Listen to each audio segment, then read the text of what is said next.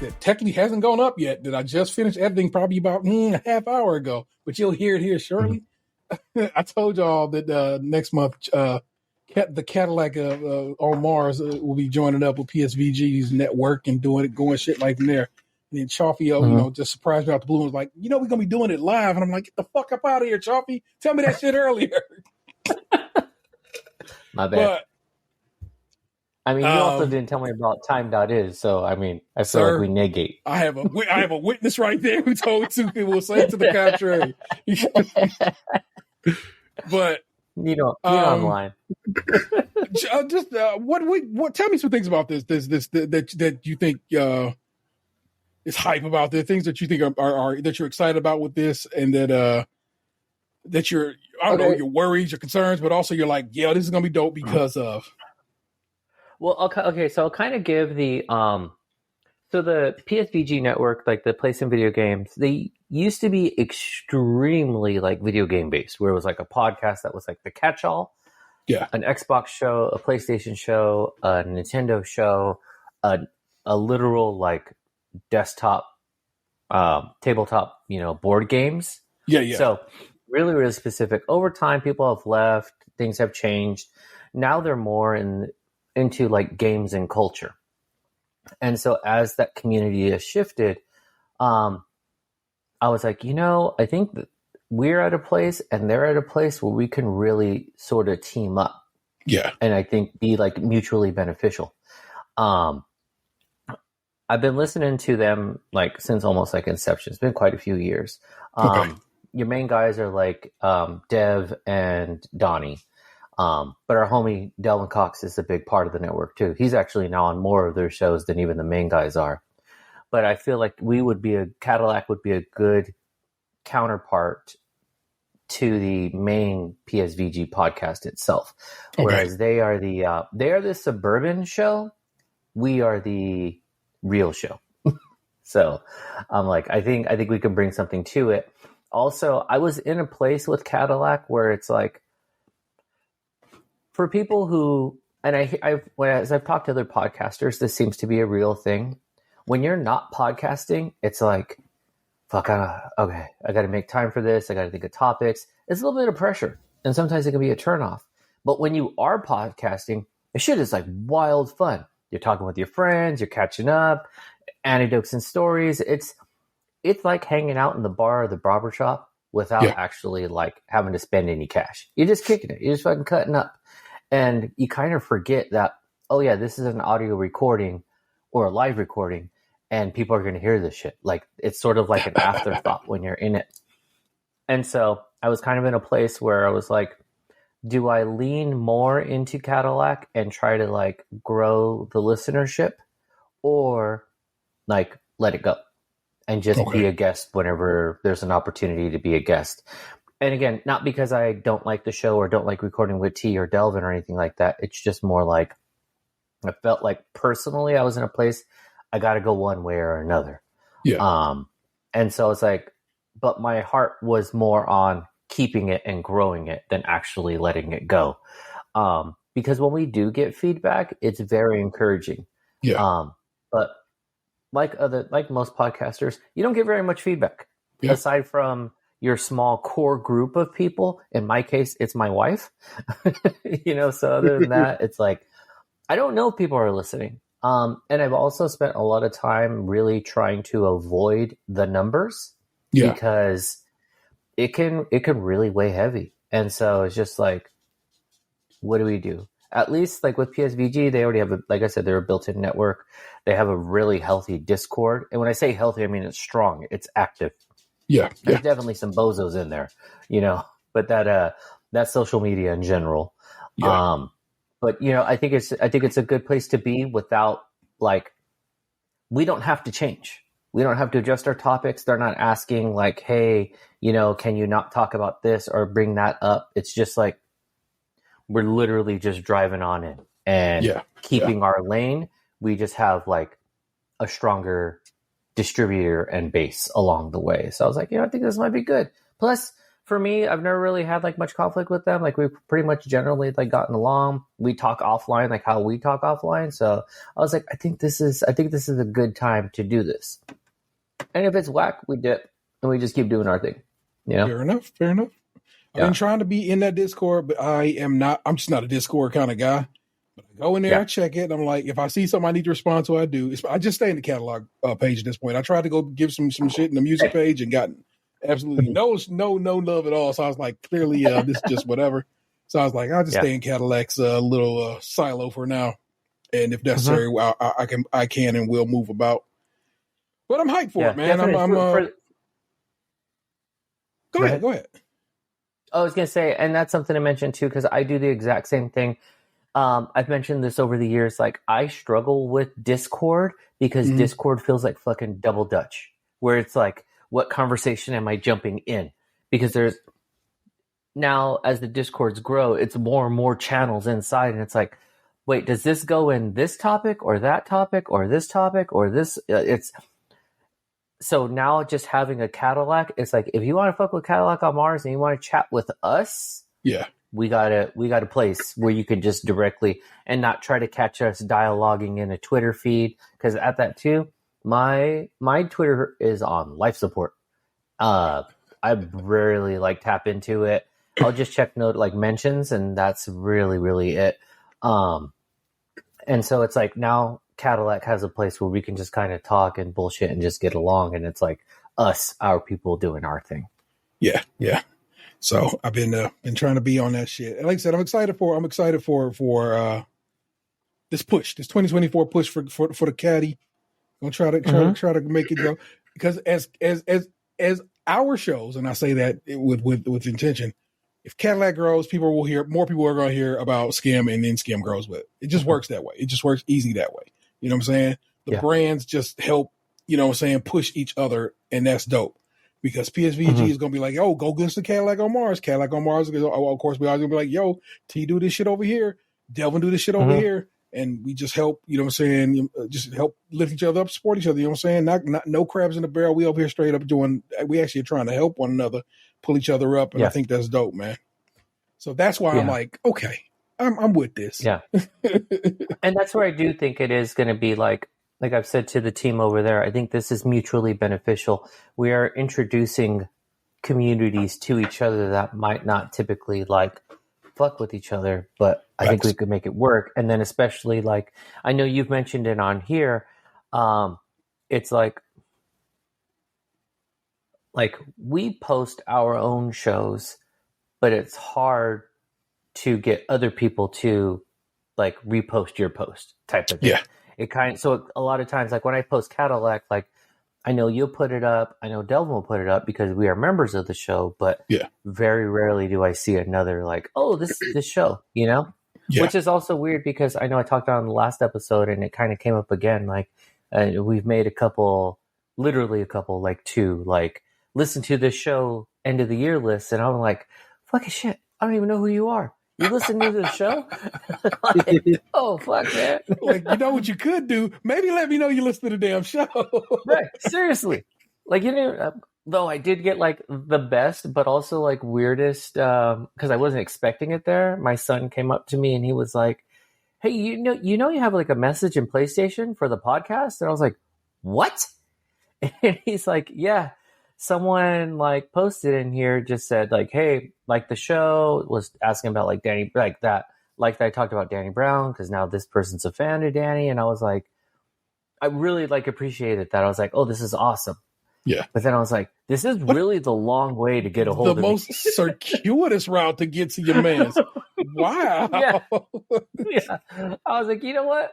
I respect it though. That means you put an effort to this thought to find me. So do we have an email address for Cadillac? I think we do. But I should probably look it up. Yeah, it's that'd be dope, Yeah, well, because we had one, and I think Donnie set up another one. I gotta look it up. We'll get to it. I'll hit you back. It's like something like Cadillac on PSVG or PSVG. My point being, I don't think we ever share hit us up on Cadillac. That's why true. they're hitting us up through angles that are not normally taken. But man, I'm not trying to have no long form messages and shit. Hey, I'm just kidding. I get it, but I want all the feedback. Yeah, we at least got to have a place for them to feedback at. Damn it. Yeah. Mm-hmm. No, you're right. Yeah, you are definitely right. Worry not, people. The Cadillac remains a singular Cadillac. I ride shotgun. Despite what Delvin says, he is in the back seat. There's no second. There's no additional Cadillac. It's a singular Cadillac. Yeah. Singular Cadillac, and because Delvin likes to act whack with me, he sits on the hump. If you've ever been on an old Cadillac, there's a hump. He doesn't even get the bench seat in the back. Hanging out near the transmission, wondering why. Yeah. On that old shag carpet. Sorry, buddy. Oh my God. All right, people. Let's get to it so I can, give you the rest of the show in there. Because technically this is I'm going to throw a quote throughout a Christmas episode. I am going to try to have it up on Christmas Day. You get some Christmas lyrics today. So let's go. Merry Christmas to all and all a good night. Now we all live in the good life. Yeah, though it's 40 below the windshield and we wiping snow up off the windshield, it's still wonderful night to be alive, baby. And I'm so happy I'm with my baby. And we a little late with the Christmas gifts rushing for the mall. Don't trip, I drive crazy. The streets is lit up, it feel like Christmas officially. Told her that you're the star at the top of my Christmas tree. My only question is, where my present? She says she got a gift for me and it ain't for the kids to see. Well, I like the way you think, mommy. Now pour some more eggnog in your drink, mommy. You been a bad girl. Give Santa 3 kisses. Gave her the hot chocolate. She said it's delicious. Christmas in Harlem, right after autumn falls. Hello, welcome to it. It's up. I never introduced a show like this no more. But I guess we'll do it old school. It's Nice Crunchy Milk. It's episode 521. And we repping for the dual voltage, outer suburban electric multiple units out there. If you understand that, you let me know. I am your host, the Internet's Tay-Rail 713. Join us always my best friends. It's the big homie, Lunchbox 2099. Oops, pal, surprise. And sliding through with the diamond in the back. Sunroof top digging the scene with the gangster lean. Woohoo. The Cadillac on Mars on. It's my man Chaufie. What's good, big baby? Hey, hey. Or as the internet would say, boom goes the dynamite. Does the internet do that? Yeah, they did in 99, 2000. I'm bringing it back.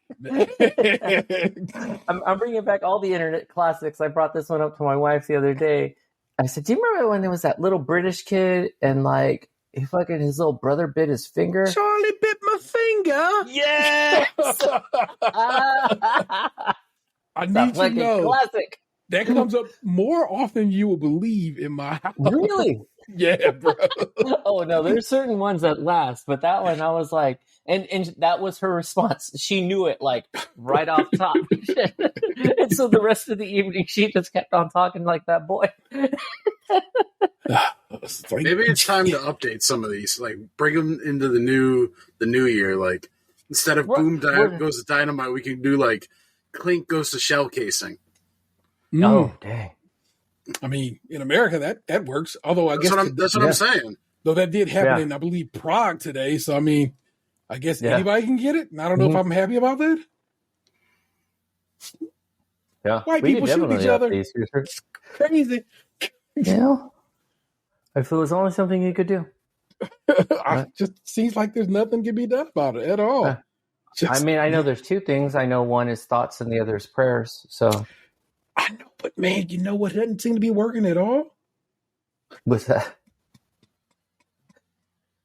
We'll leave that shit there, man. You know what it is, man? Well, it's because we're not actually praying. We're just saying it. If we were following through on those prayers, we'd have this solved in no time. Mm-hmm. Oh, but okay. no. You gotta pray with your chest. Huh. I don't know. Probably Taylor Swift. She might be able to solve some things. Yeah. All right, next time up, I'll make sure to pray to Taylor Swift for the end of gun violence. If you can get like Beyonce's Beehive together with the Swifties and get them all just focused on like gun control, you could have this shit done by the end of the week. And it's Thursday when we're recording this. It would be the equivalent of the Care Bears when they shine the light out their bellies. Same concept. Utopia. Care Bear stare. Yeah. Fair enough. Think about it. If you know, you know. And if you know, you're old. Because yeah. Don't nobody know about the Care Bear stare except for people of a certain ilk and age. It's me, like T, and like two other people. But like Chappelle's brought it up in his routines before, so there may be a smidgen of the new generation. Yes, but his fans are younger to a degree. So there's at least some people that have heard of the Care Bear stare, at least through him. Sure. I'll allow for it. Ant is out tonight. Well, there you go. Ant is out tonight, and hopefully he'll be back next week. Are we going to record next week? Maybe. I don't know, bro. Sometimes bro just ain't in the mood for it. But we'll see. I ain't tripping off of it. If not, we'll get one in 2024 and so forth and so on. And we also do good. But there's a couple news stories. We'll all talk and have a good time. And then we'll do some Am I the Assholes. We'll talk entertainment. We'll leave. It's a relatively easy situation. Normally pretty shortish. We do got a guest today, you know what I'm saying? My man off the bench here, our 6-man. So, you know what I'm saying? It might go a little longer than that, but it's gonna be great. You're gonna love it. Let's start with some news. Got 2 stories for you. This one I don't know what to do with. The future of marijuana legislation uncertain as both Ohio House and Senate won't reconvene until 2024. Both chambers met Wednesday for their last scheduled sessions of the year, but no marijuana bills were brought to either floor.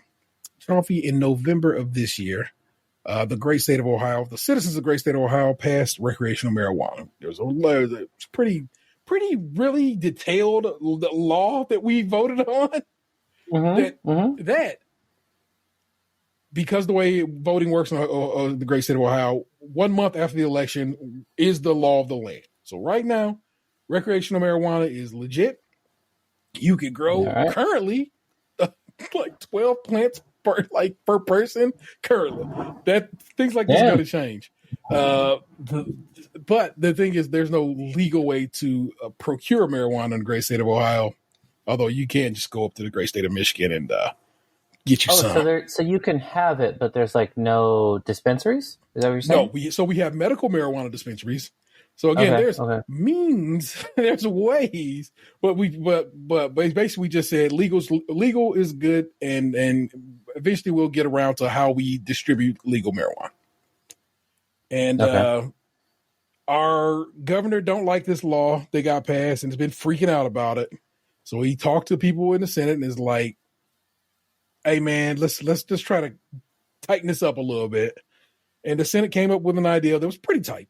I was like, there was nothing in there that I was too upset about. And in fact, they had a thing in there that was like, we're going to expunge small amounts of marijuana off people's records, because if it's legal, ain't no point in having it on your record. And I thought that was pretty dope, because it's weird when Republicans talk about freedom, because that's not normally their bag, baby.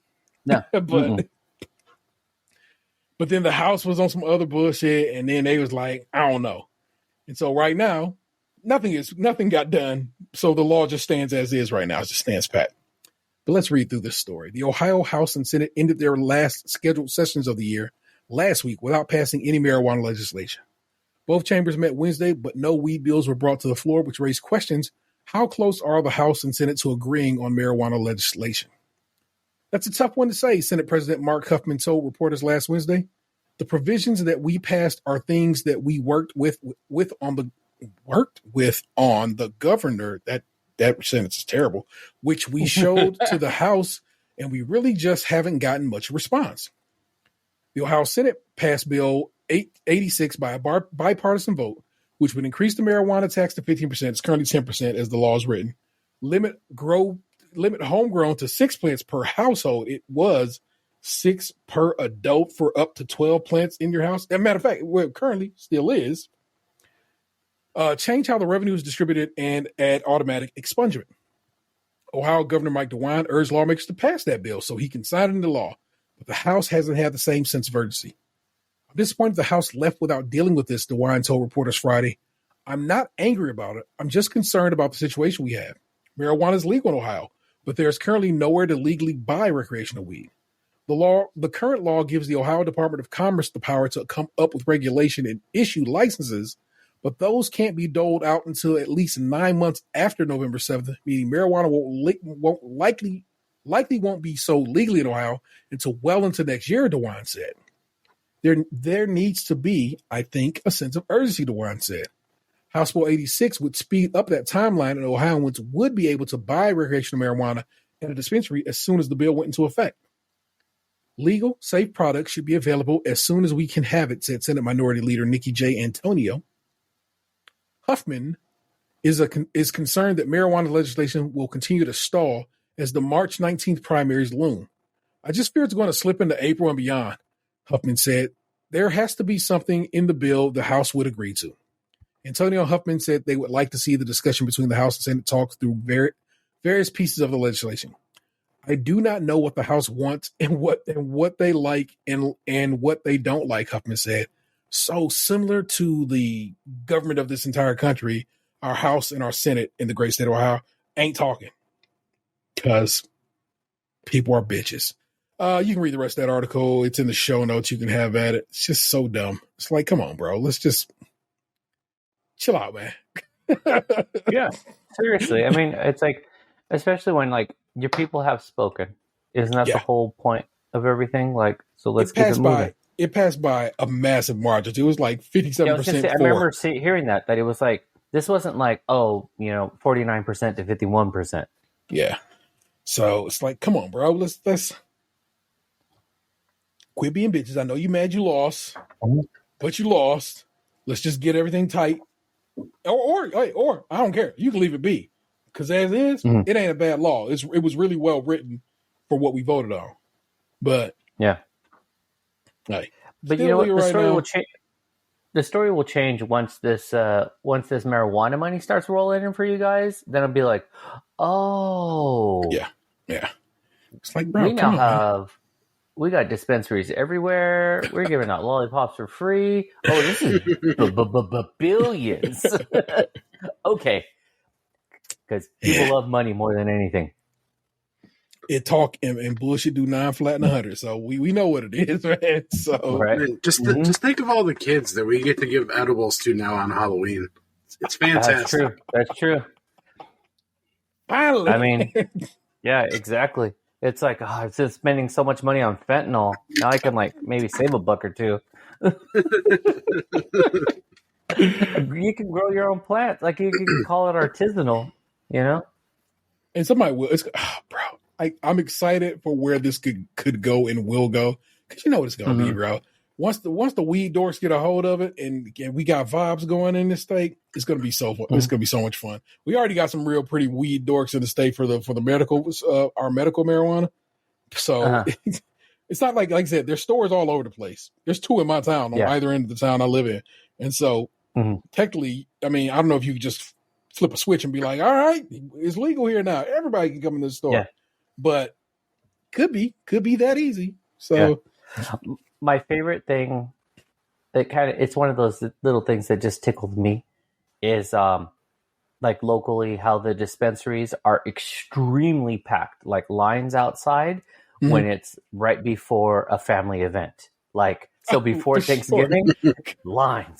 Like, it's just like, oh, fuck, I gotta go see my mom. let me get loaded up. That, or you're ready to have a good party.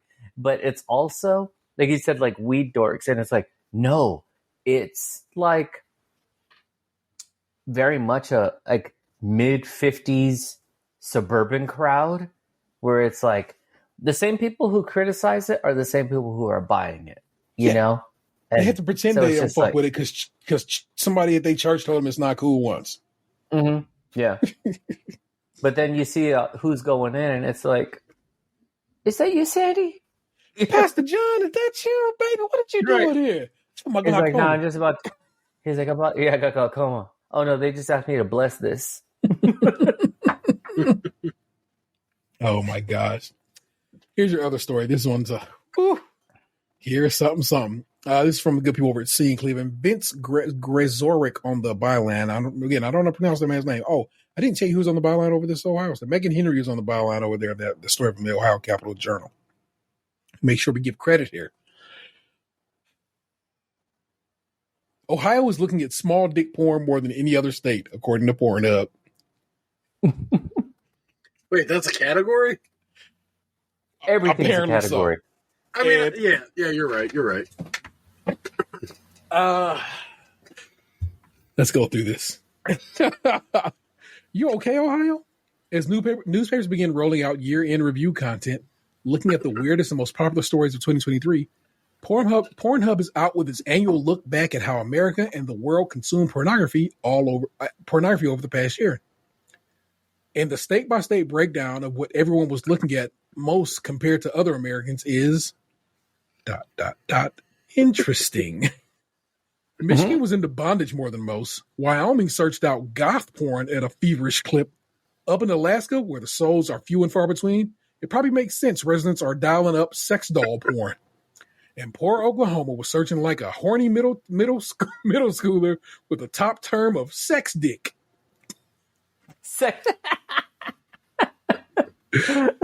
Then there was Ohio, where small dick porn was clicked at a higher rate than in any other state. Read into that what you will, or maybe don't.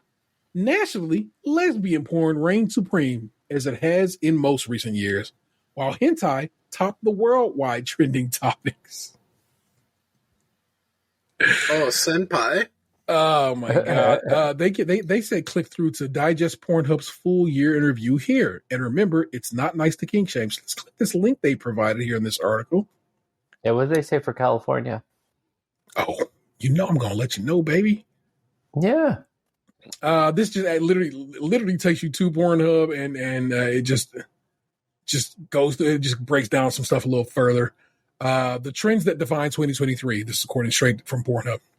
1, the golden age. Mature searches grew by plus 77% and became the second most popular category among men, led by mature cougar. MILF became the second most searched term worldwide, while DILF, terms including muscle DILF, grew plus 71%. Granny searches plus 132% and GILF by 168%, with terms like sexy granny and hot GILF trending. 2, supersize. The terms big, bigger, and biggest grew by 177%, and the search for huge tits, huge cock, huge dildo by plus 67%. Even massive searches were up 91%, while big boobs expanded. See what you did there, you fuckers. By plus 78%. They got you. And big booty was up big booty was 83% bigger. The big tits category grew plus 31%, and BBW gained plus 24% to join this year's top 20, just behind big ass and big dick. Right. Sex machines, the top trending search. Android grew 1,689%. Wow. Including terms like Android cosplay and Android roleplay. Robot searches like sex robot and 3D robot grew 304%, and machine searches like sex machine were up 88%. NPC, non-playable character searches grew 1,541%, driven by an increase in video game related searches in 2023. Uniforms. Searches for uniform grew by 243%, led by military uniform, cop uniform, and man in uniform. Soldier searches gained 332%, with female soldier outranking military soldier and gay soldier. What about Soldier Boy? You tell them uniform and soldier searches were often combined with terms uniform cosplay, soldier roleplay, and soldier amateur. 5. Sexual healing. Worldwide therapy searches were up 344% this year, including increases of 566% in Canada, 541% in Australia. Physical healing led the results, such as massage therapy, up 76%, therapy sex, 121%, and foot therapy by 219%. Professional terms like massage therapists were up 62%, sex therapists by 55%, and even personal trainer grew 85%. Holy smokes. Scrolling. Yeah, I'm going to tell you right now, okay, so I'm going to give you the link to the Scene article. At the bottom of that article is the link to the Pornhub article. Do not hit that link at work.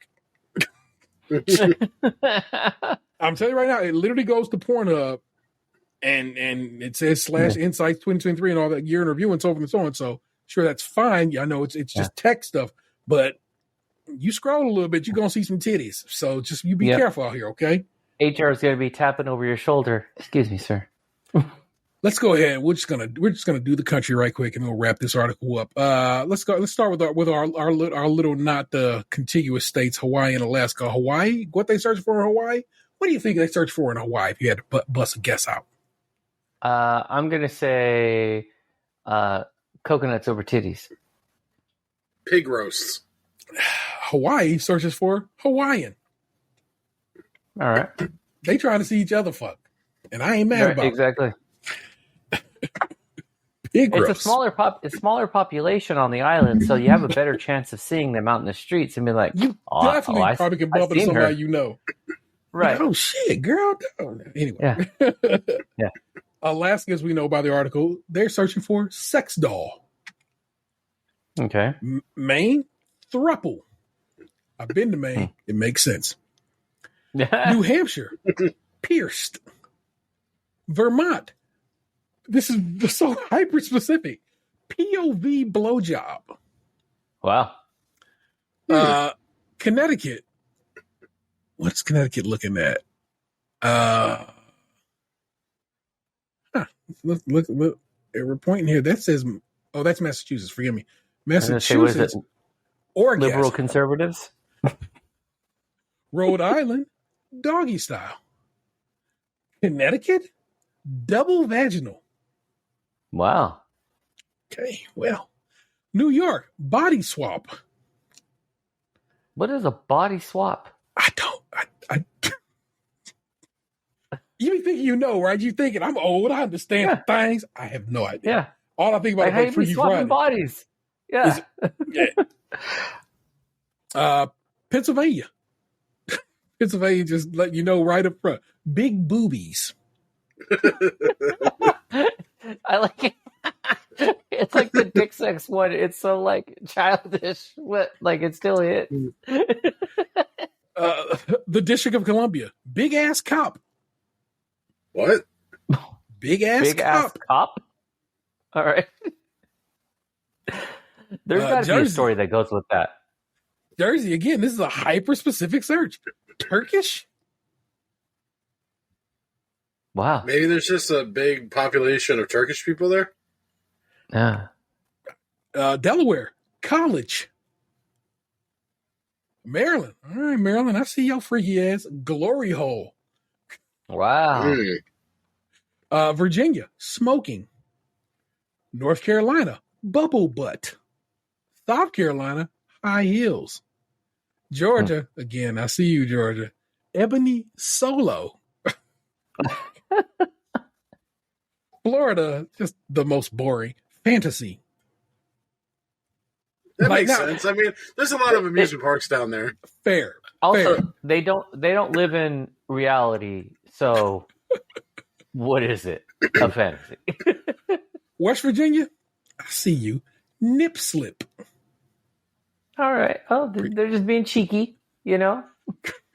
No, they're not. Because they'll accidental. It's like, oh, hey, watch out. Ohio, small dick. Yeah. Maybe Kentucky. We're just doing that to compare. Is it a weather? Like, you guys get colder weather, so is it like shrinkage is the thing? It's shrinkage, Yeah, what you're saying. We're studying. That's what it is. Yeah, exactly. Kentucky, bouncing boobs. Tennessee. Okay, Tennessee, giantess. I just recently learned about that. Oh, right on. Alabama. Fingering myself. Okay. Mississippi. Furry. Michigan. Bondage. Indiana. Chubby. Wisconsin. Swingers. For whatever reason, that makes perfect sense to me. I don't know what's going on in Wisconsin, but it makes sense to me for whatever reason. Mm-hmm. A lot of indoors. Like, why don't you come on over? Illinois. Ass eating. Wow. Minnesota. Tickling. Iowa. Cartoon porn. Missouri. Transformation. Arkansas. Okay, so, ass to mouth. So two things so far I got to look up is the body, what is it? Body swap and transformation. Body swap and transformation. Okay. Arkansas. Ass to mouth. I see you, Louisiana. Yeah. Louisiana. Big black dick. North Dakota. Loud, wet sex. South Dakota. Shower sex. Nebraska. Both water-based. Oh, Nebraska. Nebraska. Rub. What the? That's so non-sexual. Kansas. Close up. Is he freaky? Oklahoma, of course, we know is sex dick. Like, they're just children in Oklahoma looking up. Mm-hmm. Yeah. Oh, Texas. Hold on. Let me interrupt with a story real quick about close up. Please do.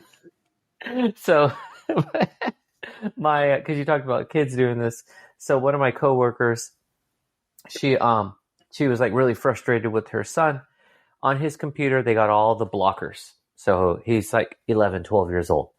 So all the parental controls are on there. And she's all, my fucking husband found a folder on his computer on the desktop that's filled with porn.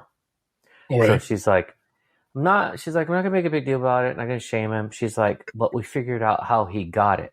She's like, because he can't do it through the browser. So he uses Google Maps. And I was like, explain.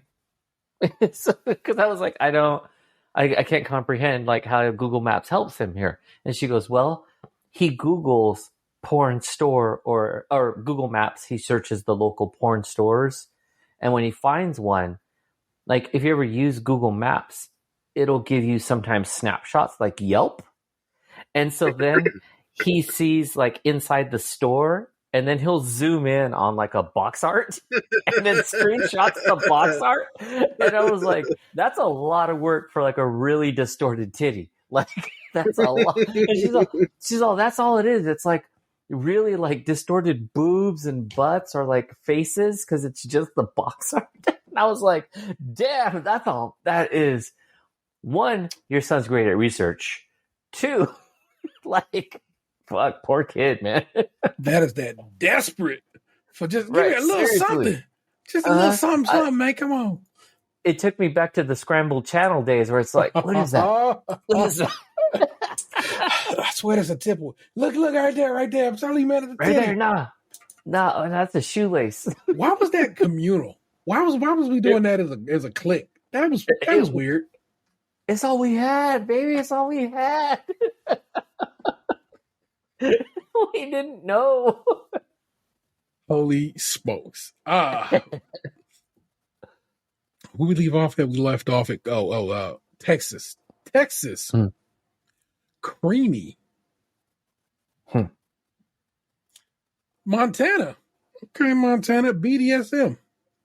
Damn. Wyoming, goth. Colorado, femdom. New Mexico, Native American. I see you. I understand you. Cool. Respect. I also don't blame you. Idaho, dildo ride. Utah, you're so boring. Mormon. I was going to say, what is Utah? Utah is probably like soaking or something. Mormon. So pretty much. Themselves? Yeah. That's exactly what it is. That's the Hawaiians looking at Hawaiians. Right. It's like, seriously, at least give us like magic underwear. You know? Arizona, y'all trying to die. Or maybe y'all know y'all would die if you tried this, so you watch it so you can avoid dying, and that is car sex. You know how to be in Arizona? Just pass out if you was trying that shit. Yeah, you pass out on a regular day. Word to you, Washington State, sensual sex is what they're looking up. Word to you, Oregon, nudist. Nevada, Jesus Christ, Vegas. They're like, have you been to Vegas, though? I have. You can see everything. Last but not least, California. If you had to guess, just venture me a guess. California, I'm going to say it's probably going to be something dumb, like blondes or big boob lesbians. California, Asian stepmom. Wow. Okay. Hyper specific. Seriously. Wow. Not even just like not Asian MILF, not Asian mom, stepmom. Yeah. Yeah. And people's sexual proclivities is such an interesting topic. It's like, okay. Like again, sex dick is that just tells you what's going on in Oklahoma, and it's children. I'm telling you right now, that is youngins who don't know where they could be going on the internet. One kid told another kid, "Have you searched sex dick?" And then now everyone knows. Everyone's searching I should search it to see what comes up. What comes up when you search sex dick? Because wouldn't there just be dick? Like theoretically. They're like, no, that's what we call dildos. Sex dicks. Like, makes sense. Makes sense. All right. We're doing it, people. We're doing it for the research. Maybe it's a detective who searches just sex. Bro, that's amazing. Bro, if it was something that cool, like it was literally just a fucking like a Columbo style detective who's out there looking for Carmen Sandiego of dicks. That'd be amazing.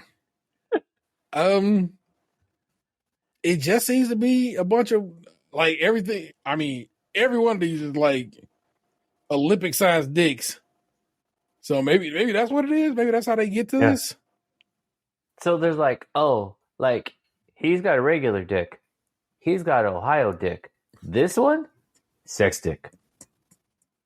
You know? Oh, fuck. I'm going to write down sex dick because if I can make show art of a detective,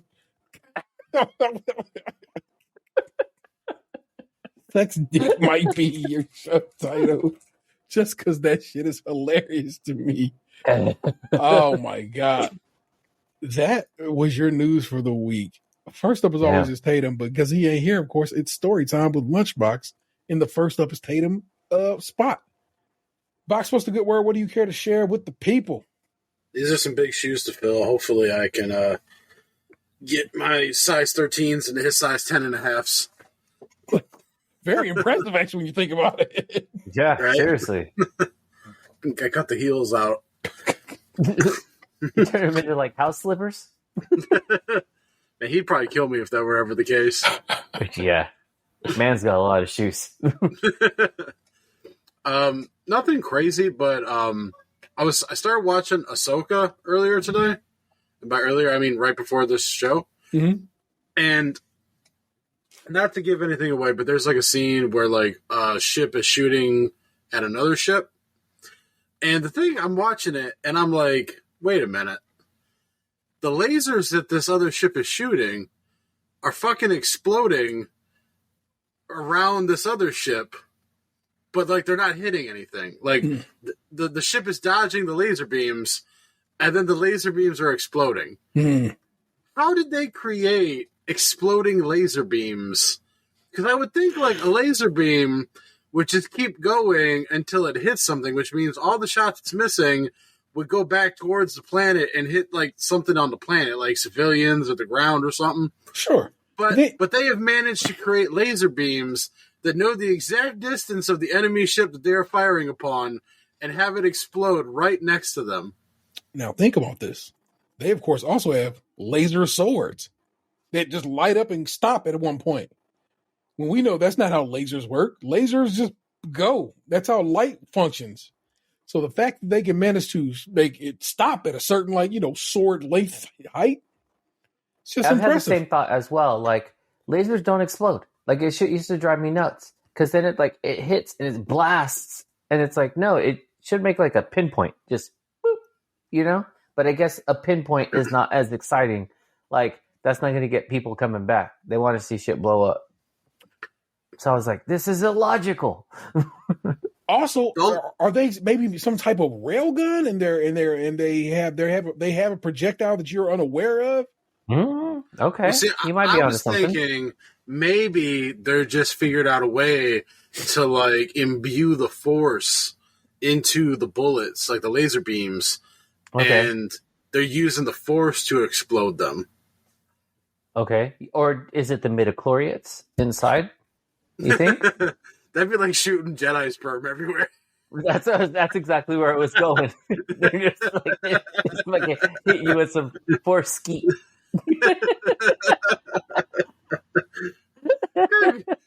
It's kind of crazy now that I think back about how they just made Anakin's mom like the Jedi Jesus, Jedi Mary. Just like, oh, he was just there one day. Yeah, no dick here. He just popped in. Yep, he just had this, this magical force nut, and that was it. Done. Man, force nut sounds aggressive though. I'll retract that. Magical does a lot of calming that down. So magical force nut is much more vibey than just force nut. Yeah, so, magic tended to give it a little bit more of a consent vibe there. It does. It's like, we're all having a good time. Okay, here we go. It's like, yeah. You knew I'd find you an answer. Okay. Blaster bolts. Star Wars makes heavy use of blasters and ion weaponry, attributed to laser, plasma, or particle-based shot bolts of light. Characters can be seen escaping or even dodging those bolts, and the blaster bolts themselves can be seen flying at a moderate fast speed.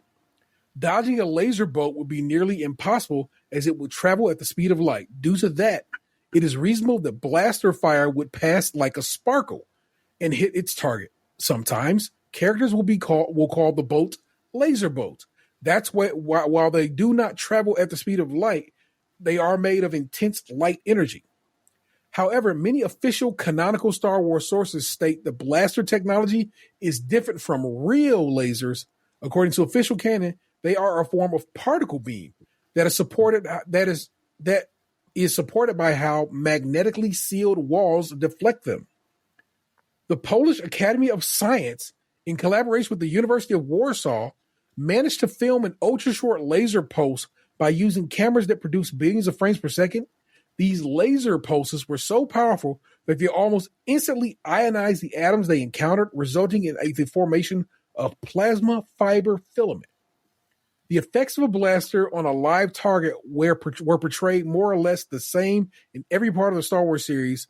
Since blaster bolts consist of light or particle-based energy, the bolts would burn through the flesh of a target, with some even exploding against their target, exerting great force. The latter effect was usually from a blaster with greater size. Blasters have even been shown to have plasma energy as ammunition, which is portrayed as blue bolts. As of The Force Awakens, these blue bolts rupture and damage flesh with little to no burning, which causes bleeding injuries, as Poe was shot by a stormtrooper with a blaster that caused him to bleed until death. Poe died? I don't remember Poe Dameron dying. Yeah, no, Poe shot a stormtrooper. Poe shot a stormtrooper who died. Another instance of a blaster causing bleeding was when Chewbacca shot Kylo Ren with his bowcaster.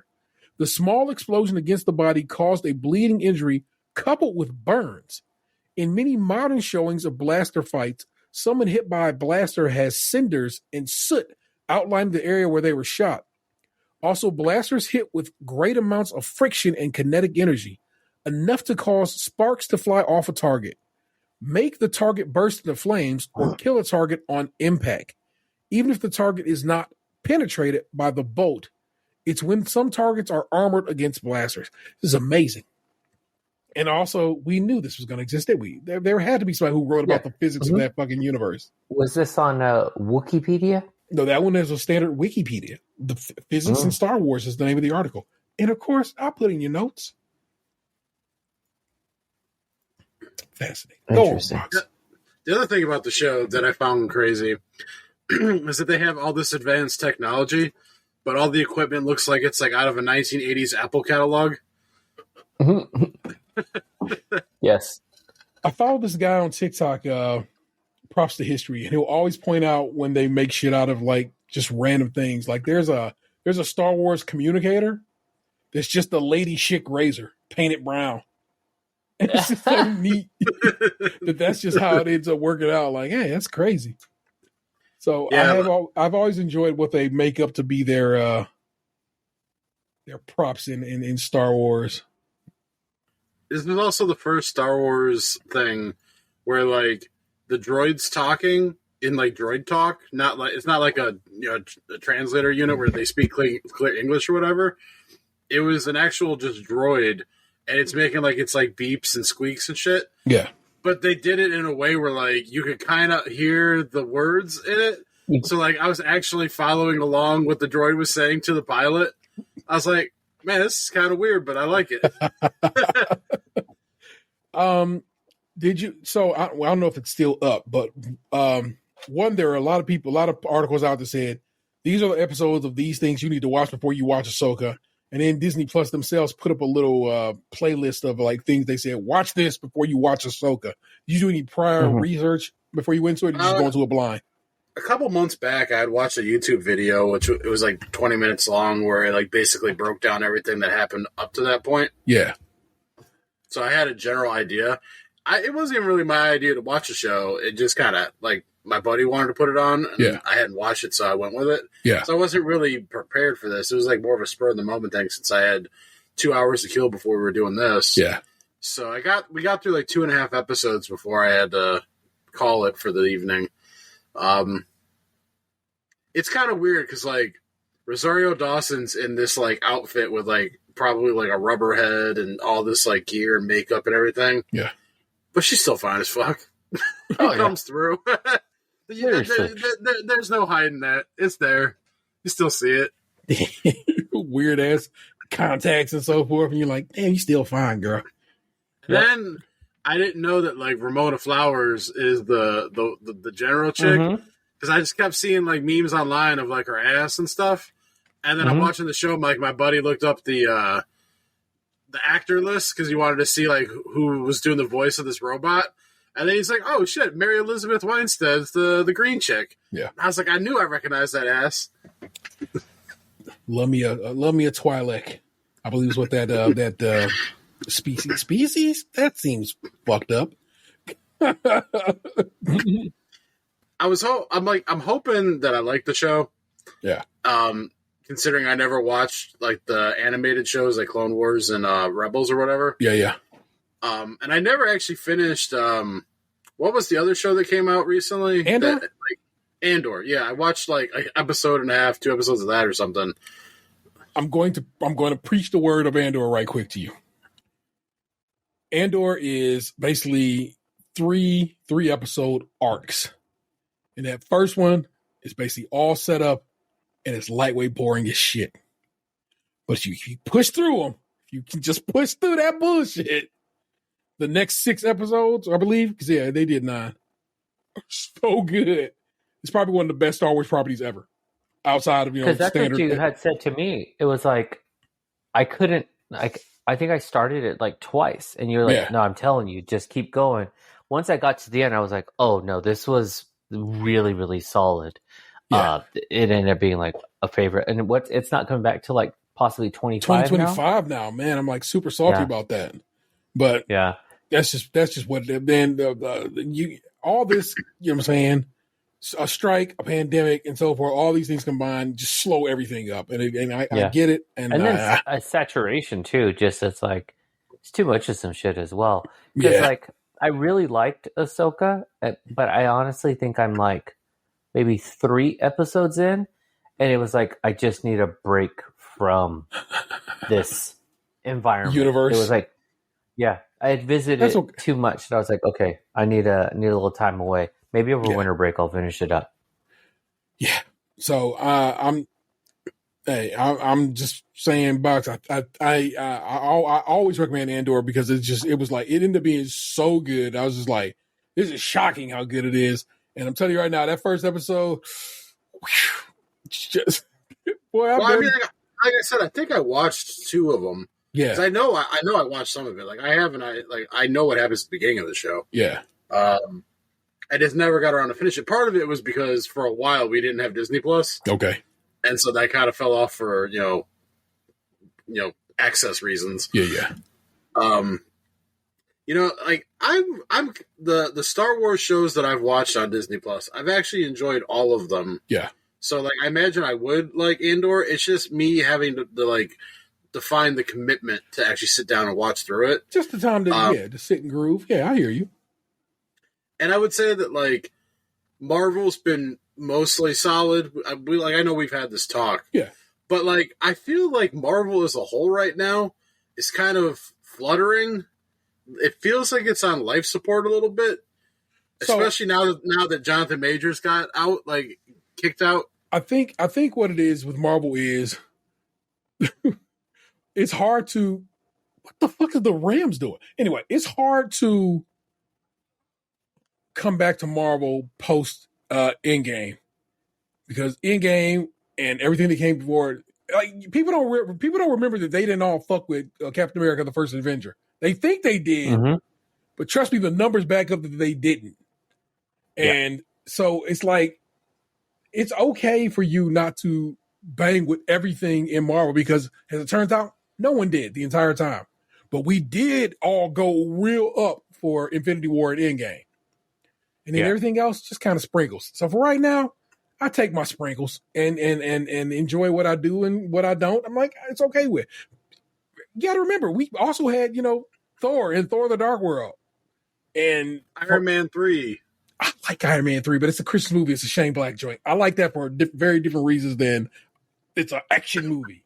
I like that for very different reasons than everything else I like about Marvel. But yeah, don't sleep that you had them fucked up dumb ones. There were those that were kind of, piss poor.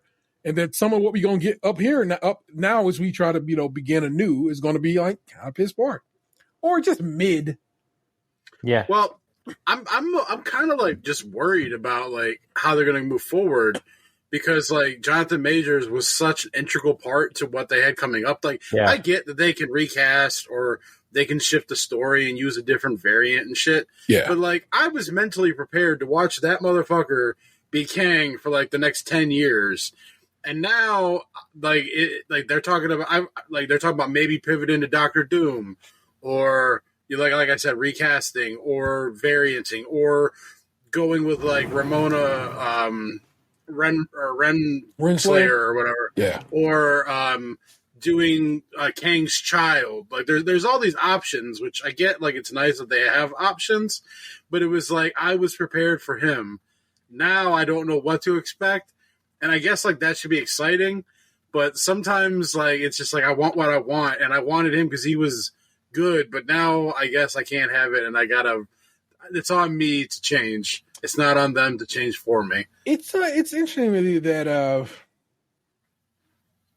I mean I guess what it comes down to is they think society cannot get over the fact that he got a misdemeanor assault charge.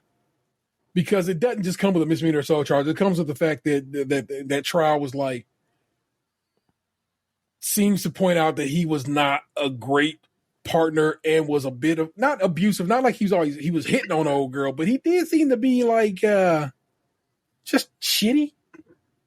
And I guess they just like we can't get over that. And I'm like, that's weird because y'all seem to get over a lot of people being shitty in Hollywood. It's interesting that you don't think you can get over this particular person being shitty in Hollywood. But hey, man, I can't call it. Won't call it. I don't think I want them to recast. I want them to I want them to do something different. Not necessarily I want Dr. Doom. I'd take Dr. Doom, but I think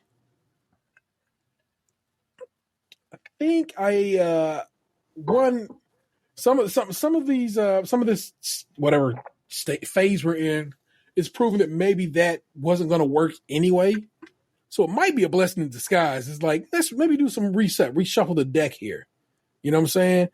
And I hope that is the result of this. Like, instead of let's just get somebody else to play Kang. Maybe just like, maybe Kang wasn't as important as you could have been. And we got all kinds of bad guys that we can make the big bad guy in a Marvel universe. And I know Dr. Doom is there, but shit, you can also do Apocalypse. You know what I'm saying? If you come through with the mutants and so forth, we got a lot of. I mean, I guess he is like another bluish purple guy. That might be a problem. Society is so weird, but I think what you're bringing up too is like, I think for like the sort of Marvel community, these things are precious. You know, you want them to be a certain way or another. Yeah. Whereas like when I think about like my work community, they really watched the Avengers movies. Yep. Didn't know that other movies existed. Oftentimes. And when they're like, why are they still doing more? That was the end game. Like, so the investment, when you think of like the larger global community, it isn't there. Yeah. And I think that's where it's like, you had people being a movement, but when you literally call something the end game, I don't know why I'm coming back. It's like, because I hear from a lot of my staff members, they're like, did you know there was another movie? Did you watch? Did you hear? And it's like, yeah, oh no, I know. And like, it's just weird. Like, what is Ant-Man doing? Like, I don't understand. You know, like, it's just because they're only picking up the tidbits, and that's a really, really big challenge. So it's just like, I think just in general, like, it's like this back to the Star Wars thing. People kind of just fade out for a while. But I also think, like, just in general, like, yes, there'll always be standouts before I say what I'm going to say. I think just right now, like visual entertainment is in a bad place. Like, I think with a lot of the retreads, a lot of the reboots, I think people want something original, but also life is really rough. So it's like, I don't know if I want to watch all these serious movies. And then you add the strike and COVID and all this stuff. It's like, and how much we love fucking TikToks. It's like, you only watch a movie for how fucking long? Yeah, I can't do that. I saw something yesterday where people were speculating that it's possible that we're in a phase right now where like there's a decline of the big money motion picture and we get back to more low budget indie style type films. It's funny. I was literally about to say what they might do, or maybe should consider doing, is maybe just dialing it back a little bit. You know what I'm saying? When we first got this shit started, I mean, Iron Man was great, but Iron Man was definitely not hundreds of millions of dollars budget. You know what I'm saying? And if we can maybe dial it back a little bit, smaller stories, tighter little stories, you know what I'm saying? Then you start building. You get your little arc going. You know what I'm saying? Everything can't be in game at this point. And in fact, nothing will be. Nothing's going to be me crying in the theater and almost, you know, even now looking at my phone when I hear On Your Left. And so because nothing can be that again, maybe we need to not try to do that again, because it just can't be that right now. But that's again where corporations work out. You know what I'm saying? It's always got to be, they want consistent, constant profit. And it cannot be that way. It doesn't function that way. It's not how society, it's not how it works. It's not about the art and it's not about the craft. Because I was going to mention, I think it was maybe like Robert Rodriguez in an interview I'd seen where it was talking about like, he came of an era where you had Quentin Tarantino, you had Kevin Smith, you had like, the studios had a budget for independent movies. You had your focus films, kind of like how you have A24 right now, you know, like they had something where they were like, yes, these are the big budget movies. And then here's your budget for something that's not quite indie vibe on a major production studio, you know? Yeah. And so it's like, I wish we would get back to that, because those were adventurous movies. You know, your Michel Gondry type of movies, you know, where it's just like, oh, this is fucking weird. About him. I was listening to the Block Party soundtrack, and he directed Dave Chappelle's Block Party. Yeah. Those shit, that Michel Gondry, I love that shit, man. Yeah. But it's like that time was really, really exciting. And then it was like, yeah, those directors, those writers, those producers got really big and then went mainstream. But it's like, it's got to be something cyclical like that, because you end up painting yourself into the corner where it's like, damn, we're making all this money, until you're not making money. That's the thing. All these studios have been absorbed into larger conglomerates. And the expectation is, if I spend X amount of money, I want this much money back. And people are still not back in the theater like they used to be post pandemic. A lot of people died. Let's just be honest about that. Yep. You know what I'm saying? A lot of theaters, a lot of chains have closed up shop. So okay, there's less going on there. There's so many things you could tick off on the list. Be like, well, yeah, none of this works. The system that you had no longer functions like it could have, and it can't anymore. And also, quit making everything like everything. It worked. It used to work pretty well that you'd get your summer tentpole movies. You'd make your billions in the summer, and then that pays for all your little art house projects the rest of the year. And it worked, and it worked fine. But now it's like, you know what I'm saying, because capitalism is capitalism, it's like, no, I want every movie I make to be billions of dollars, and I'll spend hundreds of millions of dollars to try to make the billions of dollars, but it's just not how it works. Yeah, and it's like, I want horror movies all year long. I want rom-coms all year long. Whereas, like, we knew in the seasons, springtime comes, February's coming, you're getting your rom-coms. Summertime comes, Will Smith. Remember, he was Mr. like 4th of July weekend. Like, that was his shit. You were going to have the big blockbusters. But now, it's a steady stream. Just all the genres all the time. Which then, I think, divides your groups too much, because then it's like, well, now I only have to watch these. Too many options leads to, like, disconnect. It's like, analysis paralysis. There's just too many of them, you know? Yeah. And then I think there's the comfort too. Like, I mean, we always knew it was expensive to, like, go out to the movies, but now it's like, I gotta go to the movies, hear this fucking baby cry, hear this guy who doesn't understand he should not be talking on his phone right now. Wait, I can stream it from my house next week for $6. I'm in. Yeah. I said it's been several movies. I'm like, oh, I should go to theater and see it, and I just haven't had time. It's just the time of the year and so forth. And I know, man, it's a bit of stank. But then I got really nice speakers at my house, and my TV ain't too bad. So I mean, you know, exactly. I got the lights behind the TV, so I get the nice illumination off of it. Like when we were talking about watching, who was it? Was it you or Fowler talking about Godzilla? Oh, it was kind of both of us, I guess, because he was talking about -1, and I was talking about Shin. So yeah. But what -1? I really, really want to see it. Yeah. But I'm like, I'm gonna wait for Delvin to buy it, and then I'm gonna stream it at my house. That's what I'm gonna do. And then it's like, you know, Toho's weird about they shit, so it doesn't really hit streaming. You know, so it will end up being something that we have to buy, and like, are you gonna give me a digital copy and so forth? Right. Oh, man, it's bugged out, man. I remain hopeful. I'm not tripping off Jonathan Majors losing his job, because guess what, man? You knew what you had, and you still was fucking up. So I gotta be like, you fucking up, baby. I'm not saying he shouldn't have lost his job. I don't know one way or the other. Yeah, I'm just, that's the situation we're in now. Yeah. And so, like I said, we have multiple big bads that we can pull from in the Marvel universe, and why not do that? And or don't, and just do little bads, and build up to something else. You know what I'm saying? Man, I really know I hate the damn Sony Marvel universe. God, it's just barf, man. They don't make good stuff.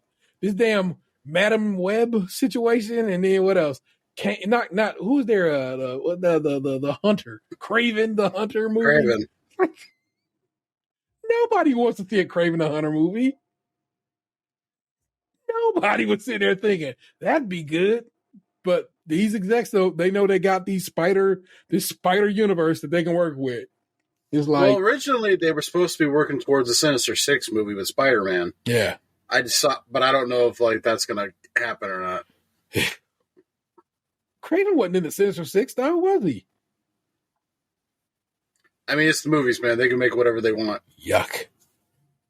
We got man, Rhino, Sandman, fucking Green Goblin, standard Hobgoblin, who has never gotten any cinematic love. You only want one Goblin in the realm of movies because people are not going to understand. Wait a minute, is that a different Goblin? I'm like, yeah, we got two Goblins in this universe: a Hobgoblin and a Green Goblin. There's three Goblins. Like, who's the third? The Demo Goblin or whatever. I don't know that man's work.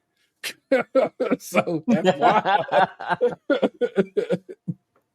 But that is too many goblins for moviegoers. So we're Goblin. I don't know if I like that turn of phrase. Right, exactly. Throat goblin. Goblin. Oh my gosh. I do know that dude. Huh. But I don't know him at the same time. You know what I'm saying? Be like, oh, shit. That's you. That's that dude. You know. Yeah, you know him. You know. Say the line. Say the line. Say. It's basically Hobgoblin merged with a demon is what it is. Okay, so it's really just Hobgoblin. Merged with the demon. I mean, yes, but, you know, yeah. But Hobgoblin, Knobgoblin. It seems like Disney is figuring their shit out. They're only going to put out apparently one Marvel movie all next year is Deadpool 3, forgive me, which is our official, not official because official was Miss Marvel where we said mutant for the first time, but this is where we really about to mutant it up. This is where we starting to do this thing. This is where we bring the Fox stuff over in a big way to the MCU, and I'm excited for that. And they seem to be dialing back. Well, no, we got Echo as a TV show, so we got Echo coming in January.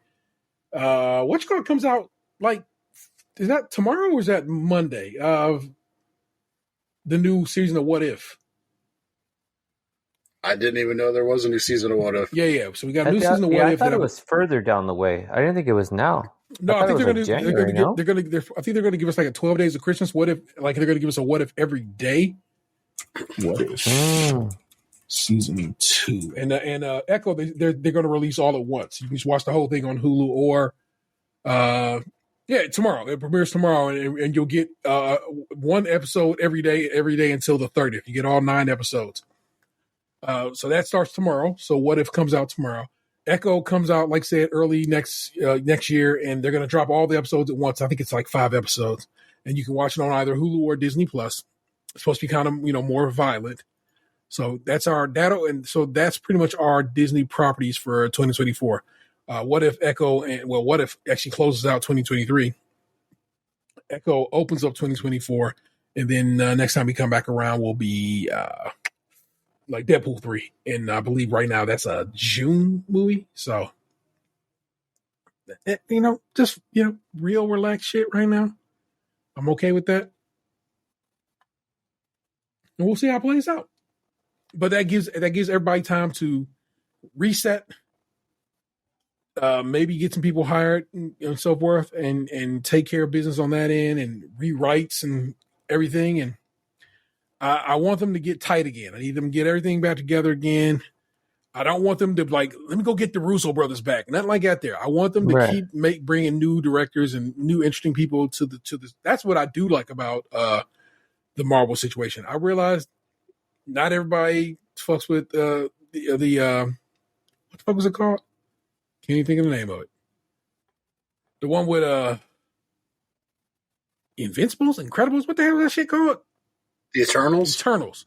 Not everybody fucks with the Eternals, but I did fuck with how Chloe Zhao directed that. And I like that they brought Chloe Zhao into a Marvel universe. I like how they brought this black lady in to direct the Marvels. I like how they're giving directors chances to like, let's try your hand at this big one. And I dig that. I don't want them to fuck up like Star Wars and bring back J.J. Abrams, because that ruined that third Star Wars trilogy. Just was bad. And so don't do that. Well, thanks, Box. That was a riveting bit of talk, sirs. Hey, on the bright side, we got the new Ghostbusters movie coming, so. You excited about that? Yeah, I'm excited to get any Ghostbusters piece product of Ghostbuster content that I waited so fucking long. Yeah. I'm just always hyped on an opportunity for Ecto Cooler to come back. If ever they could, that's the time, right? Bring me back Ecto Cooler, you sons of bitches. Come on, man. Because when it came back, when Ghostbusters came out, the time before last, I had a full flat of Ecto Cooler cans, and I was like, yes. And then I couldn't figure, my kids were going to the garage a lot. And I was like, take your Ecto Cooler to the face. Okay, whatever. And then one day, but they were fucking pounding them in the garage and then putting the cans back to hide the evidence. And then one day I went to go get an Ecto Cooler because I think I had maybe 2 out of the whole thing. And I was like, empty. And I was like, the fuck are you guys doing? Drink all my Ecto Coolers. And then I keep to order more, and I was like, I can't. Bro. It's not possible. When my man made that on the bear, I was like, is that true? You can just whip that up? Yep. Yeah, I went to a party one time where they got the recipe offline and from online, and they made it. Nice. Yeah, supposedly it's not that hard, but there's something about just drinking it, I know, from a pouch or a tin of some sort. Yes, as it should be. As it should be consumed. Yeah, as our Lord intended. A small box. Right, exactly. Mm-hmm. With a straw that you have a hard time getting in for a minute. Right. It's all fucking limp dick. Sorry, I had too many cocktails. Oh my God. Speaking of that, I saw a meme recently where it talked about how we were all putting straws in our packages wrong, that the accordion little part was supposed to go into the bottom. And I call bullshit because the long part of the straw always had the little spear tip on it. Yeah. Yes.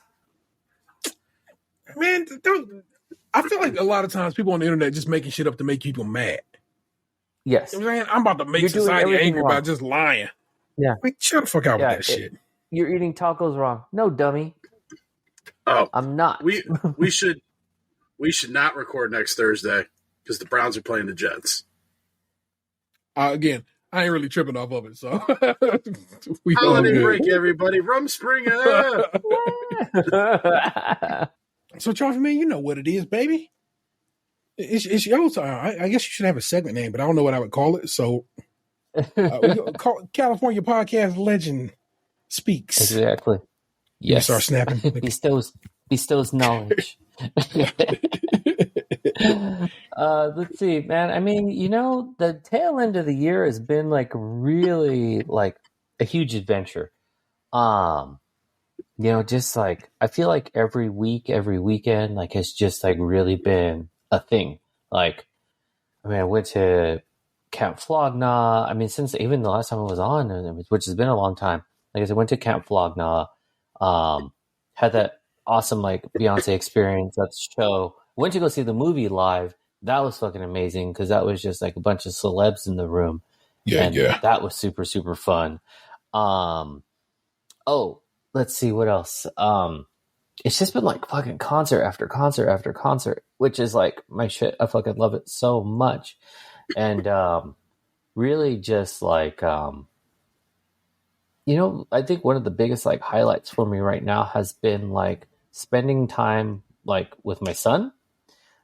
He's been on this kick lately where he's just he's on the verge of wanting to drive. So he's show me where things are. How do I get here? How do I get there? How do I find my way? Or just even navigating in general, because he's starting to catch on to the fact that if you're cool with people, then people will be cool with you. And sometimes being cool with people actually opens doors, you know?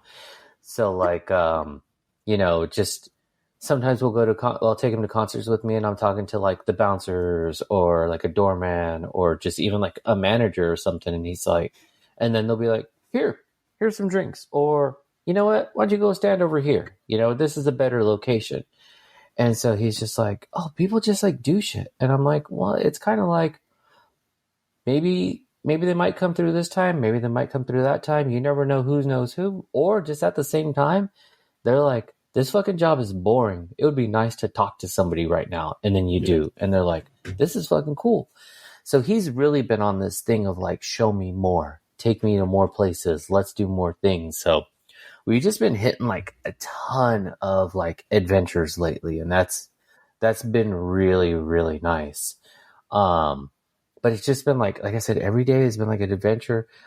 Recently had my birthday. And so it's like, that's a whole new step too, because like I turned 48 and I'm like, oh man, I like 50 is just around the corner, but I don't feel like what 50 or being close to 50 would feel like, you know? Yeah. Like, so it's kind of, or what we think it should feel like. Right. But it's like, it's not having like a negative, like, whereas, you know, people get older and like, oh fuck, man. Like I'm 50. It's a wrap. I'm like, all right. That's not so bad. I'm still cooking. Like I'm still doing things. I'm out here, you know, maybe my legs hurt a little more, but I'm good. So it's just been, like everything's been just kind of like popping nicely, you know, shit has just kind of just been clicking in a really good way. Yeah. You know, a funny story I wanted to share with you guys because I thought you guys might appreciate this new game that's happening at my school. The kids have created a game, a variant on tag called Karen Tag. And basically it starts with one Karen who just complains the whole time as she chases you. He or she, it's a non-gender specific. A Karen can be a male or female as they choose. And if the Karen catches you, you become a Karen as well. So in the end, the victor is the single person who does not become part of the Karen sort of zombie mob in collective. A sense. And yeah, exactly. But the shit they're just yelling at each other is just funny, where it's like, I'm not going to pay for this. Call your manager. This is not my Starbucks. Like, this is the shit they're yelling at. Like, it's so fucking funny. And it's like, oh no, the Karen got me. It's like, this fucking tickles me so much. So I'm like, okay, you know what? I'm gonna let this game slide. Like, keep playing Karen Tag. Sure, why not? You know. When somebody complains, because you know somebody's going to complain. Oh, someone's going to complain for sure. But right now, you know what? Hey, you didn't hear it from me, but you guys keep doing what you're doing. I'll be like, oh, dang, I didn't know these kids are playing this. But yeah, you know, and that too, like this work year so far has been going like really well. Like my school has been like just kicking ass and just really like outscoring a lot of their places. And we're still like a struggling school in a lot of ways, but it's like we have just growth upon growth upon growth. And we're starting to get recognition from like within our own district and other districts because they're just like, what are you guys doing? And we're like, basically, like long story short, we're not fucking with the bullshit. Like we're not like trying to let like the politics lead us or, you know, what they said on Facebook sort of get in our way. We're just doing straight up down and dirty teaching. Like math. Let's do this. We have extra people on campus that do like groups and shit like that, like, you know, intervention type groups, enrichment groups. So we're just, it's like, we know what this student needs. So let's do that and not, you know, deal with because I've said it many, many times. I've said it here. I've said it on Cadillac. Like, if you're believing on the internet that like we are spending time like trying to make kids trans, pushing a gay agenda, like you're fucking dumb. You need to go back to school. We don't have time for that. We legit don't. We're really just trying to teach your kids to read and teach your kids to do math and honestly, just trying to undo the ignorance that you're sending them over to us, like, because it's fucking crazy. So with that, we're just like intentional teaching. You're just fucking cooking on it. So that's kind of kept things on a real high and a real positive. But now that we're leading into winter break, I'm tired as fuck. Like, so goddamn tired. I'm like, I just want to go to sleep. But soon enough, I'll be home, and then I'll be on vacation for like 2 days, and I'll be like, I got to go back to work because everyone in my house is driving me crazy. So I'm ready to leave. So, drinking all your Ecto Cooler. I understand. Seriously, it still lingers, man. I'm like, you motherfuckers, man. I can't believe you did that right in front of my face, in front of my salad. Can't believe it. You know. So, you know, like I said, life has been good. Just kind of just enjoying as much as I can. You know, just having a good time, especially with the kids getting bigger. Like, you know, my son's like 15 now, and my daughter's in middle school as well, so it's kind of like they're just in different realms. I was hoping like Anthony would be on tonight because it's been interesting listening to like the last couple episodes as he's been talking about his boys more, and it's like thinking like, oh shit, I've been listening to Stay's Crunchy Milk for a while, because like one was a baby and one was like just being born or just birthed or something like early on. And it's like now they're walking and talking and having opinions, and you know, like it's just nuts how big these kids get. Or like, you know, T talking about like his kid is what, 20? I was like, damn, that's fucking wild. Like time is flying by, you know? In a blink, trip, dude. In a blink. Seriously. And I just like, that's wild to me, but yeah, Facebook has been giving me Facebook memories from like 10, 11, 12 years ago lately. Yeah. And I'm like, oh, damn, man. When I was young and had dreams, shit. When the world was mine to take, man, it was mine. When I was out here having fun, thinking that I was going to be somebody, right. You know? Like, I my whole life ahead of me. Now I'm middle-aged and I'm broken. Middle-aged. Man, shut up. I'm 38. I'm right there on the cusp. I'm seeing shit that I posted in my mid-20s, and that shit stings. Yeah, I mean, some of that is true. And that's kind of like stuff I've been trying to like bestow on my son, is just like, you don't want to look back and be like, oh God, I was a fucking mess. Or, you know, like I made some bad choices. And so right now he's on a, you know, I'm just trying to teach him how to like navigate, like just here's how you get into venues. Here's how you get into a place. Like, here's how you're just cool with people, because some people, they don't have it. They don't know how to do. And then that's how you get kicked out of like events and shit, because you wild too hard or you just act like a fool. Like, oh, I'll show this story. This was a really neat story. We went to a small concert recently. You guys familiar with like the brand Affliction? It used to be really popular back in the t-shirts. Like the t-shirts. Like it was really big in the like Ed Hardy sort of era, but all that shit is coming back now. And so my son listens to this, and he actually put me on, and I like him a lot too. It's this artist called Cemetery, and his whole collective is The Haunted Mound. And so he's like, they're going to be doing a show at the Affliction warehouse. And that warehouse, I never knew where it was. It's like no fucking joke. Like it's a 7-8 minute car ride from my house. Like it's super close. And so it was like, to get into the show in their warehouse, you had to buy one of their t-shirts. And then it was like for the first 250 people that get in. So you bought a shirt, you get in. And so he took a buddy with him, and we did the whole, it was just neat because it felt like old school. Like you had to wait in line, and then it was the tension of like, are we going to get in? Or are we too far back in line? So then I'm like, well, go count the heads. And then they're like, oh, I think we're like 150. And I'm like, all right, we're good to go. It's 250. And then it was his friend's first time going to a concert. And so I was like, concerts are typically like this. This is like a small, like one-off type of show. But the kid is like, what happens if there's a pit? Like, are they going to step all over me? And it's like, nah, man, you're going to be okay. So he's asking all these questions, but it's all the questions my son had. So then it's like, oh, if you fall, don't worry about it. They're going to pick you up. And then when we're inside, his friend's like, how do we get to the front? And he's like, okay, this is what my dad told me. When everyone on the first song, that's when they go the wildest. When they start jumping, you don't jump. You just push forward and you'll get to the front. So he's like telling his friend this, and his friend's like, oh, thanks, man. And so it's like, just kind of fell back for a bit and just watched him sort of like now share with his friend how to do things.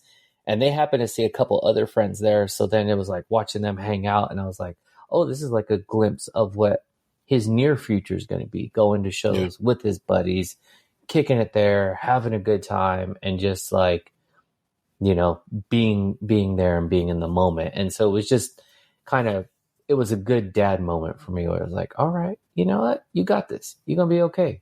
And then my son is now starting to really fucking turn up at these concerts too, where he like wants to be in the pit and throw around and stuff. And he's like, go in with me. I'm like, no, that I cannot do anymore. I don't want to catch a fist to the face. I'm not trying to wake up bruised tomorrow. Like, you're still young and resilient. Yeah. I will either be way up in front or way in the back, not in the middle. These knees and ankles can't hang no more. Can't do it. So that's been my life in a nutshell. You know, some good shit going on. But yeah, it's just now we're just wrapping up this 23, getting ready to slide into 24. So we'll see what's up. Right. You know, just I think as a legend once shared recently, you know, just trying to make it before the white man take it. Before the white man take it, I'm saying. You know, just got one foot in the grave and the other in these streets. Well, I appreciate you doing all the work for me.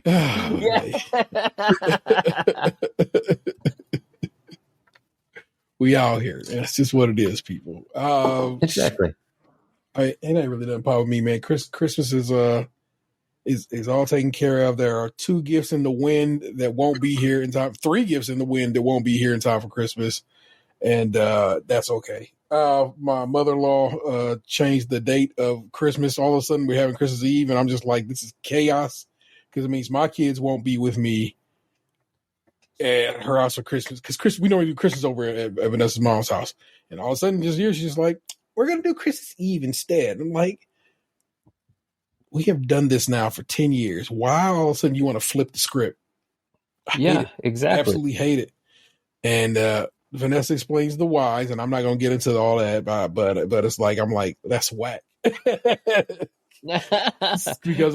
you can tell me all the ways. You definitely can. Yeah. I don't care. Christmas Eve is my kids go to their grandma's house. Me and Vanessa hold down at the house. That's when me and her exchange our gifts. You know what I'm saying? It's a great time. We kick it. It's very nice. You know what I'm saying? And now this year I got to go to her mom's house on Christmas Eve. Christmas Day, her sister's like, well, I'm going to have brunch on Christmas Day. So I'm like, nah, that's twice me having to cross the goddamn, you know, everywhere to go places that I'm just not chill with doing. But I guess I have to, because these are familiar obligations, and sometimes you just got to do it. And I'm like, you was really messing up my Christmas vibes, because this is not how this works. I'm a traditionalist. I have traditions that I've gotten used to. And yeah, it sounds like you want to have your intimate Christmas, and people are like, yeah, that's nice and all, but I'll see you at 9:30 tomorrow. Yeah, so fine. I ain't got to be cool about it, I'll tell you that. But it is what it is, man. But everything is, I got to wrap stuff, because, you know what I'm saying, I'm the guy who wraps gifts in this house. And so I got to get that done.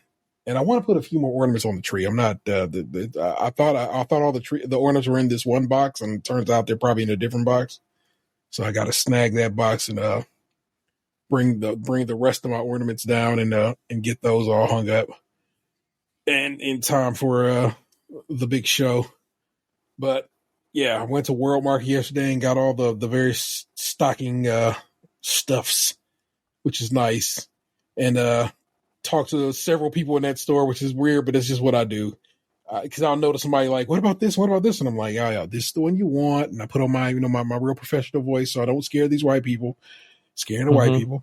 And not too much bass. Not too much bass. And they're like, "Oh, like, thank you so much," and like, "Hey, enjoy, happy holidays, so forth and so on. It's all to the good." and we keeps it moving, man. So I just it's a vibe. That's what's going on with it in my realm. We recorded the Great American Baking Show holiday special review and recap. So that'll be up. You'll get this and that the same day. You're gonna wake up Christmas with both of these in your feed. It'll be lovely. And it was just nice. I actually it's been a couple of weeks since Bake Off ended, and oddly enough, I miss recording KP. I miss hanging with Nick Jew and discussing all things bakery and baking. So it was nice to get back to that. We're probably going to end up as maybe doing a listener request and filming some reviews of some past seasons of Bake Off as we just kind of vibe out and wait for the next season of Great American Baking Show to begin. And then, Bake Off itself will come back in the late summer. So late summer, early fall. So that's just how we vibing over here, people. That is what's up with that. But let's get to it. Now, I did want to get real quick. Sorry to interrupt. Just no worries. I haven't been to the World Market. Yeah, fuck, dude. Like, it's probably been like 20 years. Is it still like basically like a mini IKEA, but with like odds and ends groceries? So that's how ours was over here. It's just, what I'm saying, cost plus World Market, depending on where you are on the World Market where I live. Yeah, ours is cost plus. Yeah. In the case of mine, the right half of the store, furniture, rugs, the like. The left half of the store, food from around the globe. And I love it. I absolutely love it, man. It's so dope. And so just hearing you mention it right now is like it fully like there's one not far from my house, but it had completely like fallen out of my brain that I was like, fuck, that's a store. Yeah. I want to go check it out. I like I said, I get a bunch of English treats. I get a bunch of Japanese treats. And that's what I basically build the family stockings out with, you know what I'm saying? And I love it. I love that tradition. It's again, that's another tradition that I have brought forth and have done for many years. And I love doing it. And so Vanessa will have her a shed load of Terry's oranges and there'll be Pocky abound and, koala dummies is whatever them shits is called. You know what I'm saying? I know exactly what you're talking about. If you need the Kewpie Mayo hookup box, they had a lot on the shelf there. So the Kewpie Mayo is alive and well at World Market. It's right over there by the gym and your gym you go to, and if you go to the one in Westlake over in Crocker, it's just like living. Yeah, I used to walk past it when we would go on walks. Yeah. So it's just right there. So. I love it. Like I said, it's just all vibes. They have tons and tons and tons of stuff. I got some Christmas crackers. Those are fun to do. I don't know if you've ever done the little pull of Christmas crackers, but they're fun to do. I love a lot of the European traditions of Christmas. And I know it's weird because, they enslave people. And, colonialism is a bitch. Slavery. But, man, they make some of the best chocolate in the world. If you want, to connect on good chocolate in America, them saying that's where you go to get good chocolate. And they have all these like tins of, various biscuits and treats and the like. And it's worth a couple of shekels to get down. And I always love when I go up to the counter at World Market and they don't know what to do with me because they like, you don't make sense. And I go, good. I like that I don't make sense to you. I like I think that that's about gonna be myself. one of my winter break. Probably be one of my winter break goals. I might have to go check it out because slide over there. Go get some long. tonics or some Tim Tams or some McVitie's digestives. Japanese Kit Kats are there. You know what I'm saying? So forth and so on. All right, come up. But let's head on down to the mean streets of Reddit, where each week we kick it in the deep, dank world of the subreddit of Am I the Asshole? Where we go through, we read some things, we find out, are these people the assholes in our estimation? And are they the assholes according to the subreddit that we're in? I got you 3 this week. And let's rattle them off for you guys. You can tell me which one you want to start with. Ooh, this one got locked. I wonder why. Am I the asshole for not telling the nurse at my niece's school about my profession? Am I the asshole for trying to buy my husband's surprise son? Okay. Am I the asshole for calling? Am I the asshole for calling my nephew a sad beige baby? Oh, damn. Okay, so I'm conflicted because I kind of feel like I already agree with the third one, and I don't even know the story. They probably are an asshole, but like, there's probably I like the put down. But did you say buying a kid? Is that what it was in the second one? I'm going to read that to you one more time.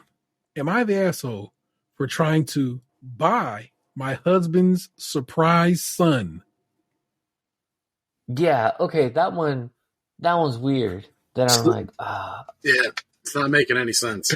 Let's set it off. We'll begin this. Just taking just that what I've given you. Is this person an asshole? I don't even know what they did. Are they trying to buy a child? Right. My brain if that's says the case, yes. Then I don't know. Like, all right, yeah, let's set you off. Am I the asshole for trying to buy my husband's surprise son? A throwaway account. I, 39 female, have been married to my husband, 43 male, for 9 years. We have 2 kids. We met 11 years ago in private rehab, and we are both clean and sober. My husband is from a town about 2 hours away from where we live, but was something of a town legend, cautionary tale. He was let's be Reddit friendly, the town bike. Everybody got a ride. Part of his ability to remain sober was to move away. However, his parents and a huge family still live in the town, and we attend family events and see his parents and siblings regularly, although often, for obvious reasons, at our own home. I am the sole heiress of a large and complex estate, and as such, most of my affairs are dealt with by solicitors. Since being clean, I have a nice part-time job, which gives me plenty of time with my children, a nice home in a good school area, and my husband runs his own small carpentry business. We have a very privileged life for which we are incredibly grateful. About 6 months ago, we were visiting my husband's family for a party. Shortly afterward, we were contacted by a lady my husband had a pass with to inform us that he had a son who was then 10. Wow. Not his name, but I'll call him Mark for ease. We obviously performed out of due diligence, and indeed We obviously performed out of due diligence. Okay, and indeed, Mark is my husband's. The lady hadn't informed him before, as she had assumed he was still the same person he was 11 years ago, and had been unaware that he was now clean and sober, and frankly, well off. She said she known she would have been, had she known, she would have been on us for child support for years. In fact, she'd been told he was in prison. My husband and I are very keen to be a part of Mark's life, both financially and physically. We have spent 6 months working on this. Mark's mom has 4 other kids, and they are not in a great position. So we've been keen to let Mark know that he's a part of our family as well. Rather than going through child maintenance, this must be like Europe or Canada, I don't know. Rather than going through child maintenance followed by a settlement that might not benefit anyone, as child maintenance apparently doesn't all go to the family, my solicitor suggested that we make a settlement to Mark's mom for the 10 years of no support, and we offer to pay for Mark's secondary schooling, which is due to start in 9 months. There's a great day boarding school about a mile from our home, and our children go to the prep. We thought Mark could stay with us during the term time weeks, and we would drive him home on weekends or whenever it was necessary. We haven't discussed this with Mark, and we have discussed it with the school, who is happy to take Mark if we can make the plan work. However, when we spoke to Mark's mom, she accused me of trying to buy her son. I feel awful, as we just want to do our best for Mark and to make up as much as we ever could for the lost years. Is this person an asshole? It seemed like it. I mean, I don't know. It seems like they're trying to do well by the child now that they know he exists, but go on, Joe. Yeah, I don't think this person's an asshole either. I think I kind of would like to know more of the timeline, because I feel like maybe this person can be perceived as an asshole if it's like happening really fast. But if this is over like months or maybe even years, like, hey, just, and especially if the biological mom was like, listen, if I would have known you guys were good, I would have been charging you child support. Like, she kind of already opened that door. So this one is just like, hey, I'm just trying to make things right. Yeah. Because I think we hear more stories of like, fuck you and fuck your kid. We got our life now, you know? So I wouldn't say this person's an asshole. I would say possibly maybe doing more than they need to, but it also depends on the timeline. Reddit fully thinks this person's an asshole. What? Yeah, just straight up. And let's start this first one. You're the asshole. How would you feel if someone offered to take your 10-year-old off your hands suddenly, only bringing him back home on weekends? But it's better for him, they say. I'm rich and I can give him more. This is obviously a tough conversation, and the child's father needs to be the one having it gently with his son's mother. Now, see, that's an assumption on this person's part. This person said, me and my husband talked for the past 6 months to get this worked out, and I'm sure he is the one presenting this to the class. I don't think this lady is going over there saying, I'm going to take your kid off your hands. That's just that. I think that responder is simply making an assumption. Yeah. Next person down says, I don't think asking this makes them assholes. It's not like they're kidnapping the kid. They're just excited and came up with an idea. It's normal to want to provide for your kid and to get to know them after so many years of not being aware they existed. And not to be judgy here, if the father can turn around their life, so could the mother.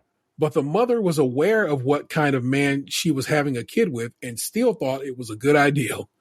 How funny. She has gotten 3 more. Who knows by how many men? Okay, that's unnecessary. What the fuck? Plus the first. These responders are tripping. Yeah. Plus the first contact was about money. Given all that, I have my doubts about what a great mom the kid has. If someone lets the father know 10 years later that they have a kid just because they find out he has money, it sounds very dodgy. There might be some benefit from being bought. That is clearly a speculation, so no need to hate. Okay, so that person's basically just talking to the person who made that first comment I told you about. But I don't know. I let's scroll down a bit and see if we can figure out why I read it. Didn't the person who wrote it say, but we haven't talked to the kid yet, and that's gonna kind of be no final decisions have been made. They still got to loop in the kid. If the kid says, I buy it, great. If not, fine, whatever. So it's like there's still even an opening there that it's like this story isn't finite. Like, I don't know. If anything, it's like, hey, we're just trying to help out. You don't want us to do it? That's cool. No problem. This guy says, nobody demanded anything except for the mother who wants money and lots of it. She thinks she found a gold mine because her child's father married a rich heiress, but that's unlikely to be the case. OP is heiress to a large and complex estate, and her affairs are managed by solicitors. It's likely those solicitors are well able to protect the estate, and that what the woman could get from the courts is likely to be based on the husband's income from his small carpentry business, basically not from her money at all. When she learned he was sober and a decent human, she contacted him to let him know about the son. This is them quoting the OP's post. This is a woman who has had 5 children, can't afford in 10 years with who knows how many. Why do these people keep saying with who knows how many men? What if she had 4 kids with one dude and 1 kid with one dude? Let's chill out with that. Right. And her association with the husband was when he was not what you call sober and a decent person. I think you overestimate the importance of sobriety and decency in her mind. I'm not even gonna read more of that. That's like unnecessary hating on this woman who just because she has multiple children and you don't know the story of, and no one said. I mean, they do kind of paint her to be like a bit of right? They do kind of paint her as like a poor decision maker / gold digger of sorts. Yeah. Yeah, to a certain degree. I'm still not understanding why you're the asshole. We thought Mark could stay with us during the term time weeks, and we could drive him home on weekends or whenever it was necessary. This is just bizarre. Why on earth would his mother agree to this? You've known the kid for 6 months and think it's realistic to essentially take primary custody, uprooting his life? This really isn't in his best interest. I think with all the responders, you guys got some baggage that I think you're working through. I'm gonna give you this next one. I'm flabbergasted. This is in the top comment. This woman has been a single mother for 10 years. Every second of his life and every decision about it she has made. She has likely done the best she can financially. While your intentions might be in the right place, that's where you should have stopped at. And you might be financially able to provide the private schooling. It is extremely tone deaf to think that the son should live with you and simply be driven home on the weekends. You need to slowly transition to being a part of his life. And see, that person's assuming that she's a single mother. Again, I keep telling you. And simply be driven home on the weekend. You need to slowly transition to being part of his life and understanding him and what he needs. Essentially, you are a new employee on day one talking about what changes should be made at the place that you just started working at. Spend some time learning before coming up with solutions to a problem you think exists or knocking solutions that are currently in place for reasons that you might not understand. I am sure your heart is in the right place, but proceed slowly. I'm sad to see all the comments on here that the mom is just in it for the money. I don't see much in the story to support that besides OP's comment that she didn't know how well off he was. I just... Yeah, the commenters are wilding on this. You know what? The commenters, they are the assholes in this. It's not the person who wrote it. It's the people in the comments. You guys are, man, you're fucking on one because even with the stay, find the line where she talks about going to school and having the kids spend the night. Doesn't she say in there like, or however you see fit, something like that? Here, let me jump to it.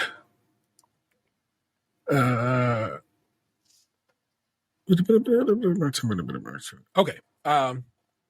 My solicitor suggested that we make a settlement for Mark's mom for the 10 years of no support, and we offer to pay for Mark's secondary schooling, which is due to start in 9 months. So that's 6 months they've been doing this, and then plus 9 more months after that. So that'd be a year and some change already, okay? Then add this in there too. Offer. Yes. Offer. There's a great day boarding public school about a mile from our home, and our children go to the prep school. So there must be a prep school that then leads to the boarding school. Uh-huh.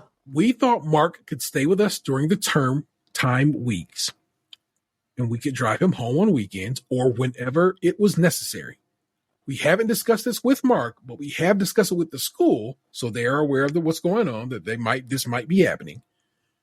And they say, hey, yo, if you can make it work, we are happy to be down with the get down. So, yeah, because what I haven't heard is contracts have been signed. You know, this is a deal. Hey, we'll take you home when it's necessary. And again, the key term is offer. Yes. And with an offer, you can decline. Correct. Or you can accept. Yeah. So this person is not an asshole to me. And now hearing that this is actually a 15-month process when it's all said and done, for sure. Yeah, I don't know. This is them taking it slow. Yes, and this is this woman using her money to take care of a child that is not hers because she knows her husband has just found out he has a kid and is like, I want to make sure I take care of this kid because her husband is now a good person. Yeah. After having not been a good person for a long time. I think this is one of those situations where this person will never win because she has access to a lot of money, so you're just trying to fix it with money. Yeah. But I think the contrast, my assumption, like the commenters' assumptions, is, but if she didn't help, look at you, greedy bastard. You could have helped them. You know, exactly. I think any way you slice it, she would have been fucked. Yeah. And no, I don't think this person's an asshole. I think it's very fucked up that this mom has kept this child away from this dude. I know in her mind she's like, he was not a good dude, but you was still fucking him raw and making kids with him. So I will judge you in that regard. You kept this man unaware that he had a child for 10 years. We ain't gonna talk. None of us gonna talk about that in these comments. Right. Fuck out of here. No, you're not an asshole. And in fact, I think it's very sweet of you to offer to take care of 10 years of past child support and hopefully the future of schooling for this child, thusly making his whole family's life better by coming through with 10 years of child support. She's trying to cut a retro check. Shit. Yeah, that's fat, potentially fat stacks. 10 years of child support payments that that child won't see like hardly anything from. Because they don't care about that. This is literally to take care of her. Because what it is you for 10 years did this on your own. Let me pay you back for that. Because you already have taken care of him for these 10 years. I'm giving you money now because I owe you for having taken care of my kid for 10 years. Yeah. And I owe you the actual money, like, saying you bought draws and Christmases and Easters and all that. Yeah. I owe you for that. Plus I just owe you because you took on this task, no questions asked. Yeah. Because what I'm not hearing is take this money, get out of my face. We're going to get full-time custody of this child and you can beat feet. Like, I'm not hearing that. Like, what I'm actually hearing is let's work on a strategy to make this work together. Exactly. Yeah. Sorry. To this person writing these commenters, they're on some bullshit. You're all right. Yeah. Man, also she wrote a whole big long post that I'm simply not going to read. But trust me, as always, it's in your show notes. If you're so inclined, go in, click that link, and then click on the user's name, and you can go read the rest of this long post while she explains what she's trying to do. Oh, wait a minute. Plot twist? I didn't mean to slut shame my husband, but Mark's mom wasn't his only. Mark's mom, the kid's mom, wasn't his only one night stand, and I want to make it clear that this wasn't a relationship. Oh, maybe people are saying you're slut shaming your husband. Well, she was a slut. It's okay to call a slut a slut. It's not shaming if that person takes no shame from it. Yeah, he's like, listen, I was throwing dick everywhere. You wish you could, but you're not. So. Oh shit! Y'all got to read that. That's a wild one. Here, I'm gonna give you this. You ever been neck deep in ass every day? You don't know my life. I was drinking high the whole time. It was great. Let me knock these others out. We'll call it a night. Am I the asshole for calling my nephew a sad beige baby? Yes, I like it. Person an asshole? Probably, yeah. Probably. Only because they brought color into it. Yeah. Like, I think it is asshole-ish for sure, but I definitely want to hear the story. All right. There's an edit to this, but we're going to start with the main story. I have 2 kids, a 2-year-old and a 6-year-old girl, and my sister has a son who is 1.5 years old. She's a mommy blogger and embraces the white beige aesthetic. This preference reflects in every room of her apartment, including seasonal decorations, and she's quite intense about it. I've never said anything to her about it, as it brings her joy. Some months ago, I stumbled upon a TikTok channel where a woman adopts a fake German accent to review fashion for what she calls sad beige babies. And I think it's really funny. It has become an inside joke at our home. During our recent visit to our apartment with my parents and husband, my nephew was seated on my lap. While we were playing, I was wobbling him up on my lap and pretended to eat his little arms. As I was talking gibberish, I unintentionally slipped into the sad beige baby persona. I genuinely didn't anticipate it becoming an issue. However, when I mentioned sad beige baby, my sister became furious. She expressed frustration, stating she's tired of people critiquing her decorating preferences. When my brother tried to explain that it was meant as a joke and that she is too anal about her aesthetic, she angrily spilled her red wine on a white tablecloth, exclaiming, "Are you happy now?" She then asked us to leave and has since inundated me with direct messages on IG, sending me numerous mommy accounts sharing the same aesthetic. My mother believes I should apologize for my unintentionally rude comment. I'm utterly taken aback because, in truth, it wasn't even directed at my sister. My nephew happened to be wearing a beige sweater, and I made an exaggerated sad face, which prompted laughter, thus me calling him a sad beige baby. There's an edit, but I just want to get y'all take on this from now with the information we have in front of us. I was really hoping.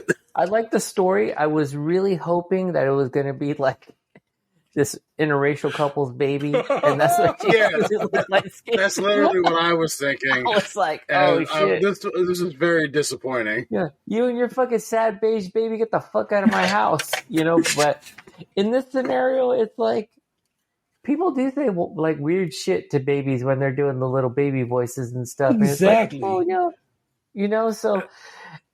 And I think this could have been resolved by hold on, time out real quick. I know you're mad, but look, TikTok, sad beige baby. I want to look this up. I need to know. Sad baby. I want to hear somebody doing a weird, funky German accent saying "you sad beige baby." Hopefully, it sounds like a little bit like sad beige babies. I hope it sounds like who's the documentarian who was in The Mandalorian? I can't remember his name. Fuck, man. Made the movie about the guy who got ate by a bear. Shit. I don't even know. But, I mean, unintentionally, yeah, people get set, very, territorial over their children, And if she's already salty about, her beige Werner aesthetic, Herzog. Number one. Yeah. Okay. Number one, that aesthetic is boring. So it does deserve to be criticized because beige and white is not a style. Sorry. That's giving up. You don't want to try anymore. Two, I mean, if everyone's having a good time and it's not like she's like, listen, you fat fucking stupid ass baby. That's different. This is just she's speaking in a voice. She's bouncing around. She could have even cited her source. Nah, this mom, I don't think they're an asshole. I think they got caught up in a moment and it's like, oh, I'm sorry. It could have a quick apology. Oh, my bad. I was fucking around. It wasn't directed towards you. I got caught up. Done. Well, here's our edit. Yes, I tried to apologize. This is also not about if I should apologize or not. Even if I was 100% right, I would still apologize for hurting her. We don't bully my sister. The only time we make a comment regarding her son, like when family and friends gift him something colorful and she throws it away or donates it. The sad beige baby is not an inside joke about her. It's an inside joke of a TikTok account. By the way, I was informed that Werner Herzog, I just said that, fucking A, is not a designer. LOL. I had just taken that for granted. Yes, I also call my children sad beige children when they say they want a new toy or something. Me or my husband go a sad beige toy for a sad beige child. I know the accent they're doing, and it makes me laugh so hard. We also call them feral trash baby, stinky man, poopy gremlin, and more. They call us stinky goblin man and go bobo. Go bobo? Go bo, go bo. Okay. Also, it's my sister, not my sister-in-law. So, there you go. Oh, Jesus Christ. not the asshole for playing with your nephew, but you should apologize to your sister. She's hurt by it, and it was silly. It was silly. It was a silly thing to say in her home when you know she takes her aesthetic so seriously. It reminded me of a meme, but say it was thoughtless, and shouldn't have said it, knowing how proud you are of your home. There you go. You know what I'm saying? Edit. I want to clarify that my opinion is not the asshole for saying something wrong about it. Saying same as you're not the asshole for stepping on someone's foot or walking into them. OP would be the asshole if they didn't apologize, and already the OP we know has apologized. Yeah.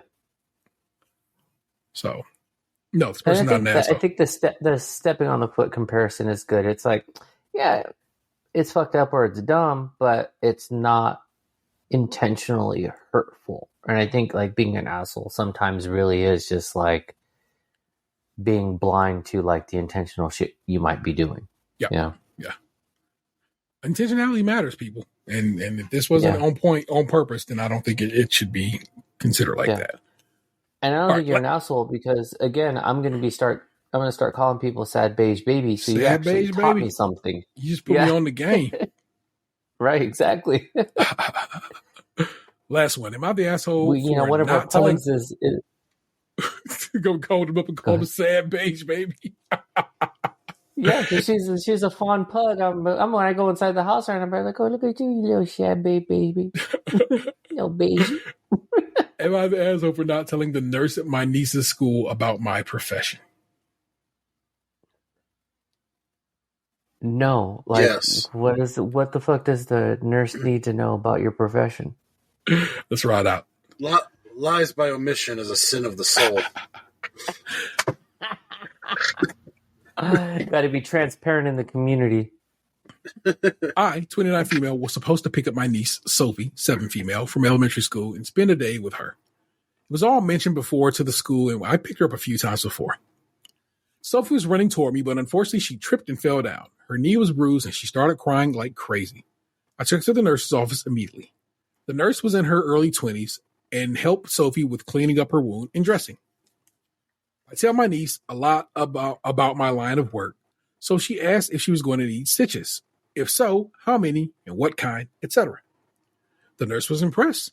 She showed Sophie a few items of equipment she had and asked Sophie if she wanted to be a nurse like her. Sophie said, no, I want to be a doctor like her, aka me. The nurse got a bit upset. You know what? Sophie's an asshole. You didn't need to do that. The nurse got a bit upset and asked me why I didn't say anything about this. I was honestly confused. I was like, why would I? Well, why would I need to even mention it? I even threw in a compliment saying she was quite good at her job and I enjoyed witnessing her a professional at work. Uh-huh. She said I was being too generous with my comments. I told her I was being honest and thanked her for taking care of Sophie's knee. Right when Sophie and I were leaving, she said she'd never be able to guess what my line of work was correctly because I looked better than most of my colleagues. I thanked her again and said I appreciated her help. She said I still owed her for not telling her my job and that it felt like I was testing her or deliberately trying to see how she was doing. This woman's just fucking insecure. I apologized and said, oh, Daniel. I apologized and said that was not what I meant and that I knew she was more than capable of doing her job. She said maybe I could find a way to make it up to her properly. And I was like, sure, but Sophie and I need to go for now. I don't know if I was... She's also a lesbian. Okay, because that's where I was already, once you said that, I was like, no, she's not upset. She's trying to hook up with her because she's like, oh, you already look better than your colleagues. She's like, damn. She's all, I need to get a physical from you. I don't know if I was rude, but this had me thinking, should I have told her about my job? No. And she wants to know what that tongue do. Here's our edit. I'd like to thank everyone for their lovely comments and making me realize what was going on the whole time. I'll post an update if anything interesting happens in subsequent days.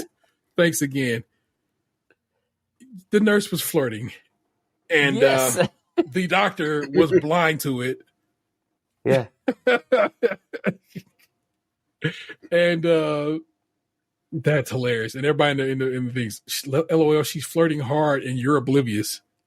And the doctor seriously. responds, I can certainly see it now. Honestly, this is embarrassing. My diagnosis is you need to see an eye doctor because you are blind. There's a follow-up, and this is super short, so I'll run through it. First of all, thanks for your lovely comments on my original post. I appreciate every single one of you. I would like to thank everyone who took the time out to get their input on the situation. As you could see in the original post, I was absolutely clueless during the whole interaction and missed the flirting part altogether. So I took your advice, asked my sister to let me babysit Sophie again, and pick her up from school. Around 10 minutes before school was over, I went to the nurse's office with a bouquet of flowers and thanked the nurse for taking care of niece's knee and asked her if I had the opportunity to make it up for my rudeness from the last visit. Thankfully, she agreed. We went on a date last night. It included a late night walk by the beach and dinner. And by the end of the night, I showed her the post, and I think it's safe to say she was amused, as every single one of the commenters, and she can barely stop teasing me about it. So overall, thank you so much for your comments and help. That's a delight. That ended so nicely. It's like, you're not the asshole. You're dumb. But you dumb as bricks. You just the book smartest motherfucker, but just dumb as all outside. Just crazy, man. Okay, so this reminds me of a story of speaking with my son in the car. This is just like 2 nights ago. Because he was talking about a friend, and he was like, he's like, my friend always wants girlfriends, like, all the time, but like, he just wants, like, he's not looking for like a partner, And he's like, but the good thing is, he's like, he never disappears when he has girlfriends. He's always still hanging around, so it's cool. So then I was like, what about you? I go, what, like, are you like into people? Like, and he's like, no, he's like, I like girls. He's like, he takes a big sigh and he goes, you know what it is? Like, I messed it up. And I go, what do you mean? He's like, I don't realize that like a girl likes me until I've friend zoned her. And then it's like, oh, he's like, then I look back at all the texts after I've already like made it different and weird. And it's like, oh, you were into me.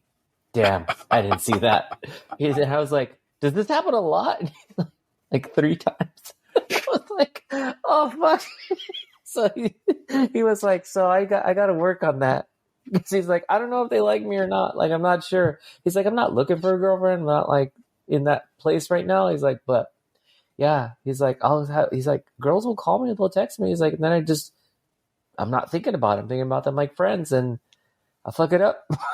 I was like, oh man, yeah, that's my son. No game. Just like dad. Just like his daddy. Just like his daddy. I was like, son. I was clowning Chaufie on the last Cadillac about his lady. And of course, his lady and I have a cordial relationship on Instagram. And she was like, yeah, he ain't got no game. He took me to go see, I think, a scary movie on their first date. I was like, that was his first date choice? And I was like, holy smokes. No, our first movie was like Requiem for a Dream or something. Yes, that's exactly what she does. Look, to me, that's a scary movie. I hate that. That's one of the movies I can only watch once. Yeah, I can never watch it again, bro. That movie really wrecked me. Yeah. No, so we went Requiem for a Dream one night. The next night was Dancer in the Dark. Both of those are really depressing movies where it was like, why did I fucking do that? It was so sad. I was like, I don't understand. But so when I told my wife this story, she was just like, oh no. She's like, I need to talk to this boy. She's like, because if you're giving him advice, he's never going to have a partner. I was like, I've had you this whole time. What the fuck are you talking about? Like, you've been here. Which also she did appreciate, and it still says it to me regularly. She appreciated your commentary of that she is cartoonishly beautiful because she's always wanted to be like the living Jessica Rabbit. So that was a high compliment. Right on. Excellent. I'm glad. I'm glad I did anything to make y'all feel good about each other. It's dope. Chaufie let you know that the notion of a Latin lover is bullshit. Yeah, man. Wow. No game. That is true. But that's no Riz, as the kids would say. Yeah, no Riz. No Riz. No Riz. No Riz all jizz though.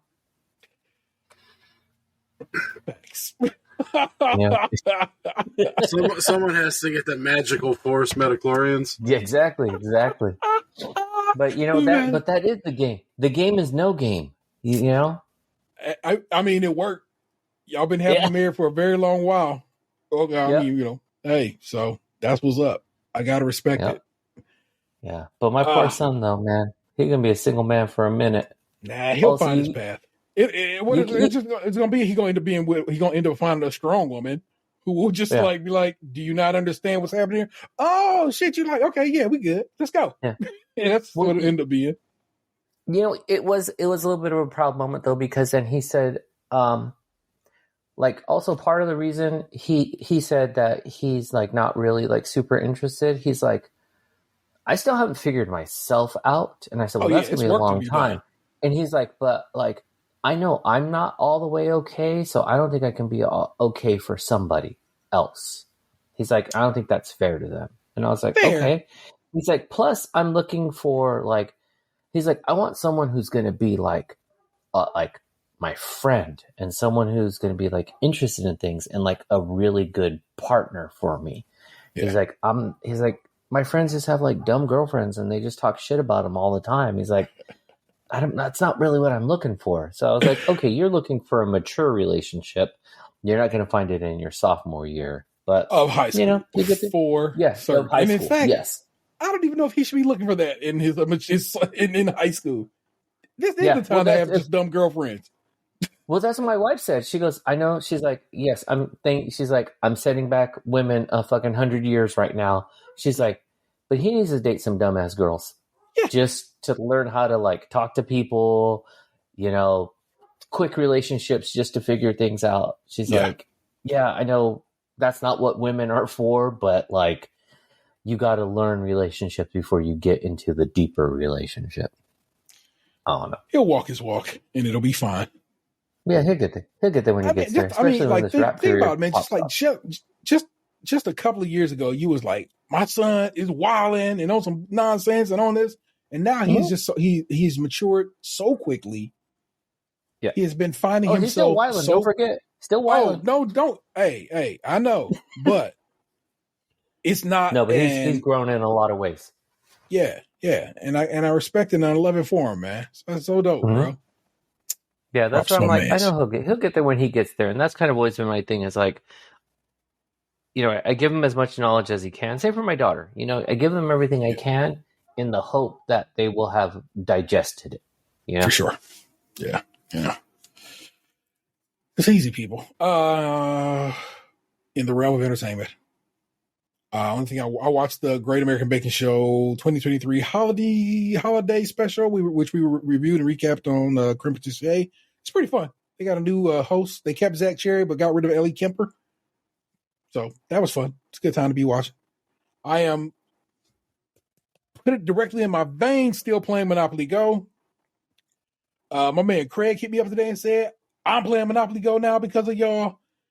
And then he sends me a picture of a mega heist that he's about to do. And he's like, oh my God, look at this. It's for like $400,000. And I was like, oh, sweet summer child. And I sent him a picture of that $2 billion I could potentially have taken from Nick Jew on that mega heist. And he's like, oh, LOL. And I'm like, yeah, my God. This game will take you places if you keep playing it. I finished the story of God of War Ragnarok. Really great game. I am now just doing post game stuff, cleaning up, doing all the collectibles and all that good stuff. Was considering platinuming it until I fought the Valkyrie last night, and just like in God of War 2018, even on easy mode, I cannot beat the Valkyrie. That bitch is bad and too hard, far too difficult. But I might mess around with some settings and see if I can figure out a way around that. I am reading, just finished up a book, System Collapse. It's the 7th book in the Murderbot Diaries. If you're into sci-fi, hard sci-fi, interplanetary shit like that there and stuff like that there, the Murderbot books are real fun. Shortish in the 6-hour range, and you might want to fuck with those books. The most recent one just came out, System Collapse, and I really enjoyed it. That's what I've been doing. What about you guys? I watched a lot of HBO Christmas Hallmark movies. Like an unhealthy amount. I went to the Browns game the other day. Let's see. I went flea marketing. I don't know, like, been working a lot lately. I've been really busy. Yeah. Our bowling team won the first half of the league, so now we're guaranteed a spot in the championship. Excellent. So, yeah, that's I got over COVID, as we talked about pre-show. So, I guess I should probably tell everybody, since I apparently scared everyone. I apparently do not have unstable angina. I just had COVID. So, not going to die right now, hopefully. Yay, everybody. Pretty sure I cut the unstable angina part out the show. So, you didn't know about that anyway. Yeah. Well, did you like sword slash it, or did you just like? No. It was a good chunk of that show. I just was like, nope. Like, I think that, like, on the listener end, I think there was. It wasn't specifically said in that way, but you either alluded to it or said something similar, and so then it was like, okay, well, what the fuck is like going on? You know, I think you mentioned like cardiac issues or something. Like maybe it was like said like that. Yeah. Cleaned the shit out of that episode up, baby boy. Yeah. So that is definitely how that went down out there. I'm glad you're better. I think we just said that Dan's just this the episode that goes up here after I finish this episode. We just said Dan's doing poorly this week. We were trying to be very British about it because that's how Noel described Allison 1 week of break off this year. Allison's doing poorly this week, and we all knew that it meant COVID. You're like, if she not here, that means she got COVID, but it means she'll be back next week, which means she's vaccinated. So we know. That's what's up. And of course, he told you he was watching the Andor and so forth and so on. Chaufie, man, what about you, bro? What you watching, listening to, getting down with in this time? Okay, so let's see. On my end, like we mentioned at the top of the show, we're just transitioning Cadillac on Mars over to the PSVG Network. If you want to contact us, you can hit us up at our Gmail, which is psvgcadillac@gmail.com. Send us some questions, feedback, concerns, whatever. We'll listen to it all. I'll share the Discord link too if you want to chat with us over there. What have I been listening to lately? On the more like indie punk end-ish type of sound, I've been dipping back into like old stuff and listening to this band called, I believe it's Goggs, Goggs. Really good, like fun sound. And then I've been listening to a lot of Certified Trapper lately. I just like his like weirdness. So that's kind of been like in heavy rotation, along with like just to listen to. My son has been putting me on to a lot of like independent rap as well. So we've been listening to like Xavier So Based, like I mentioned, like Cemetery, Hackle, Baby Goyard, and just a bunch of other shit. Plus his own music. You can listen to my son. You can find him on SoundCloud as GP. That's the capital letter U, KNOWGP. He's got a little EP going on and stuff like that. So he's kind of working on his music. After being way late to the show, just started watching Veep, and that show's fucking hilarious. Like it's, I'm really, really enjoying it. But my wife and I are kind of like in a struggle phase with TV or like entertainment right now. Is that like I think we've gone through the shows that now we're just trying to find shows, and we're just kind of like, damn, what do we watch? We did watch the one that with Brie Larson. What was it called? Like something chemistry. The Apple TV one. I want to watch that too. It's so good. It's really, really good. That was like a favorite. Because it's sort of like a light drama in a sense, but it's just well done. It's just really, really good. Video games wise, I've kind of been slow lately. Yeah. I did Resident Evil 4. I did the DLC, and then I've kind of just been bouncing between Fortnite and the Call of Duty multiplayer. Yeah. And because I just really haven't been wanting to do a story. Like, I want to do the, what's it called? Phantom Liberty? Is that what it's called? The DLC for Cyberpunk. Yeah. Yeah, I want to do that. And I want to pick up Spider-Man 2, but I'm just not in the mood for committing to a game. Like, I just don't have that time right now. And so I'm like, but I can pick up and play a round of, like I said, Fortnite or Call of Duty and just be done with it. So did you play Hi-Fi Rush on Xbox? Oh, I have it downloaded. I got through maybe like the first. I enjoyed it, and I got through like maybe like the first level, but I haven't gone back. So I'm actually thinking of going into that one and knocking that one out, because I got what is it called? Like Burning Shores, the DLC for Horizon, because it was on sale, but I didn't. It still is like learning the mechanics again. It's like too much mind effort, that I'm like, I just want to do something dumb. But Hi-Fi Rush doesn't have a lot of like heavy mechanics in it, does it? Is it, because I can't remember. I played it when it like came out and then played very little. Does it have a lot of like, is it system heavy? Like, or is it just simple like shoot jump type of thing? Oh yeah, shoot jump. That's the best part about it. So it's so breezy. That's kind of what I want to do. Yeah, the system in this case is tapping on the beat. You move and tap on the beat. That's right. Yeah. It's a delight, man. It's then I think I'm going to do that. It's available if you have Game Pass. It's available on Game Pass, and if you don't, you can buy it on Steam or on the Microsoft Store, and you should. Mm-hmm. So there you go. But you know what to do. Please rate, review, subscribe, and share the show wherever possible. I don't really know where to take. Subscribe to us on like Apple Podcasts or Spotify. You know what I'm saying? That way you get us there all the time and you can enjoy. If you want to support the show financially, you got a few bucks starts away. We have a Patreon, and I have not put anything up for the month of December. Just dawned to me right now. I should probably get on that because I'm an asshole for not taking better care of my patrons. Patrons, I'm so very sorry. I got you, and we will get it taken care of. We got merch, tpublic.com/users/Krunchy Milk. All one word. Anything you think you want is available in the merch form over yonder. Let's see. Checking to see if we have any interactions or emails right quick. Nothing in the old Spotify interact. And let's double check in the email right quick. Nothing in the email. So no feedback this week. No worries. It's all to the good in that regard. That's the homeboy Chaufie. He is the host of Cadillac Omar's Eyes, and my man Delvin Cox rides shotgun and in the backseat and co-host with him on that show.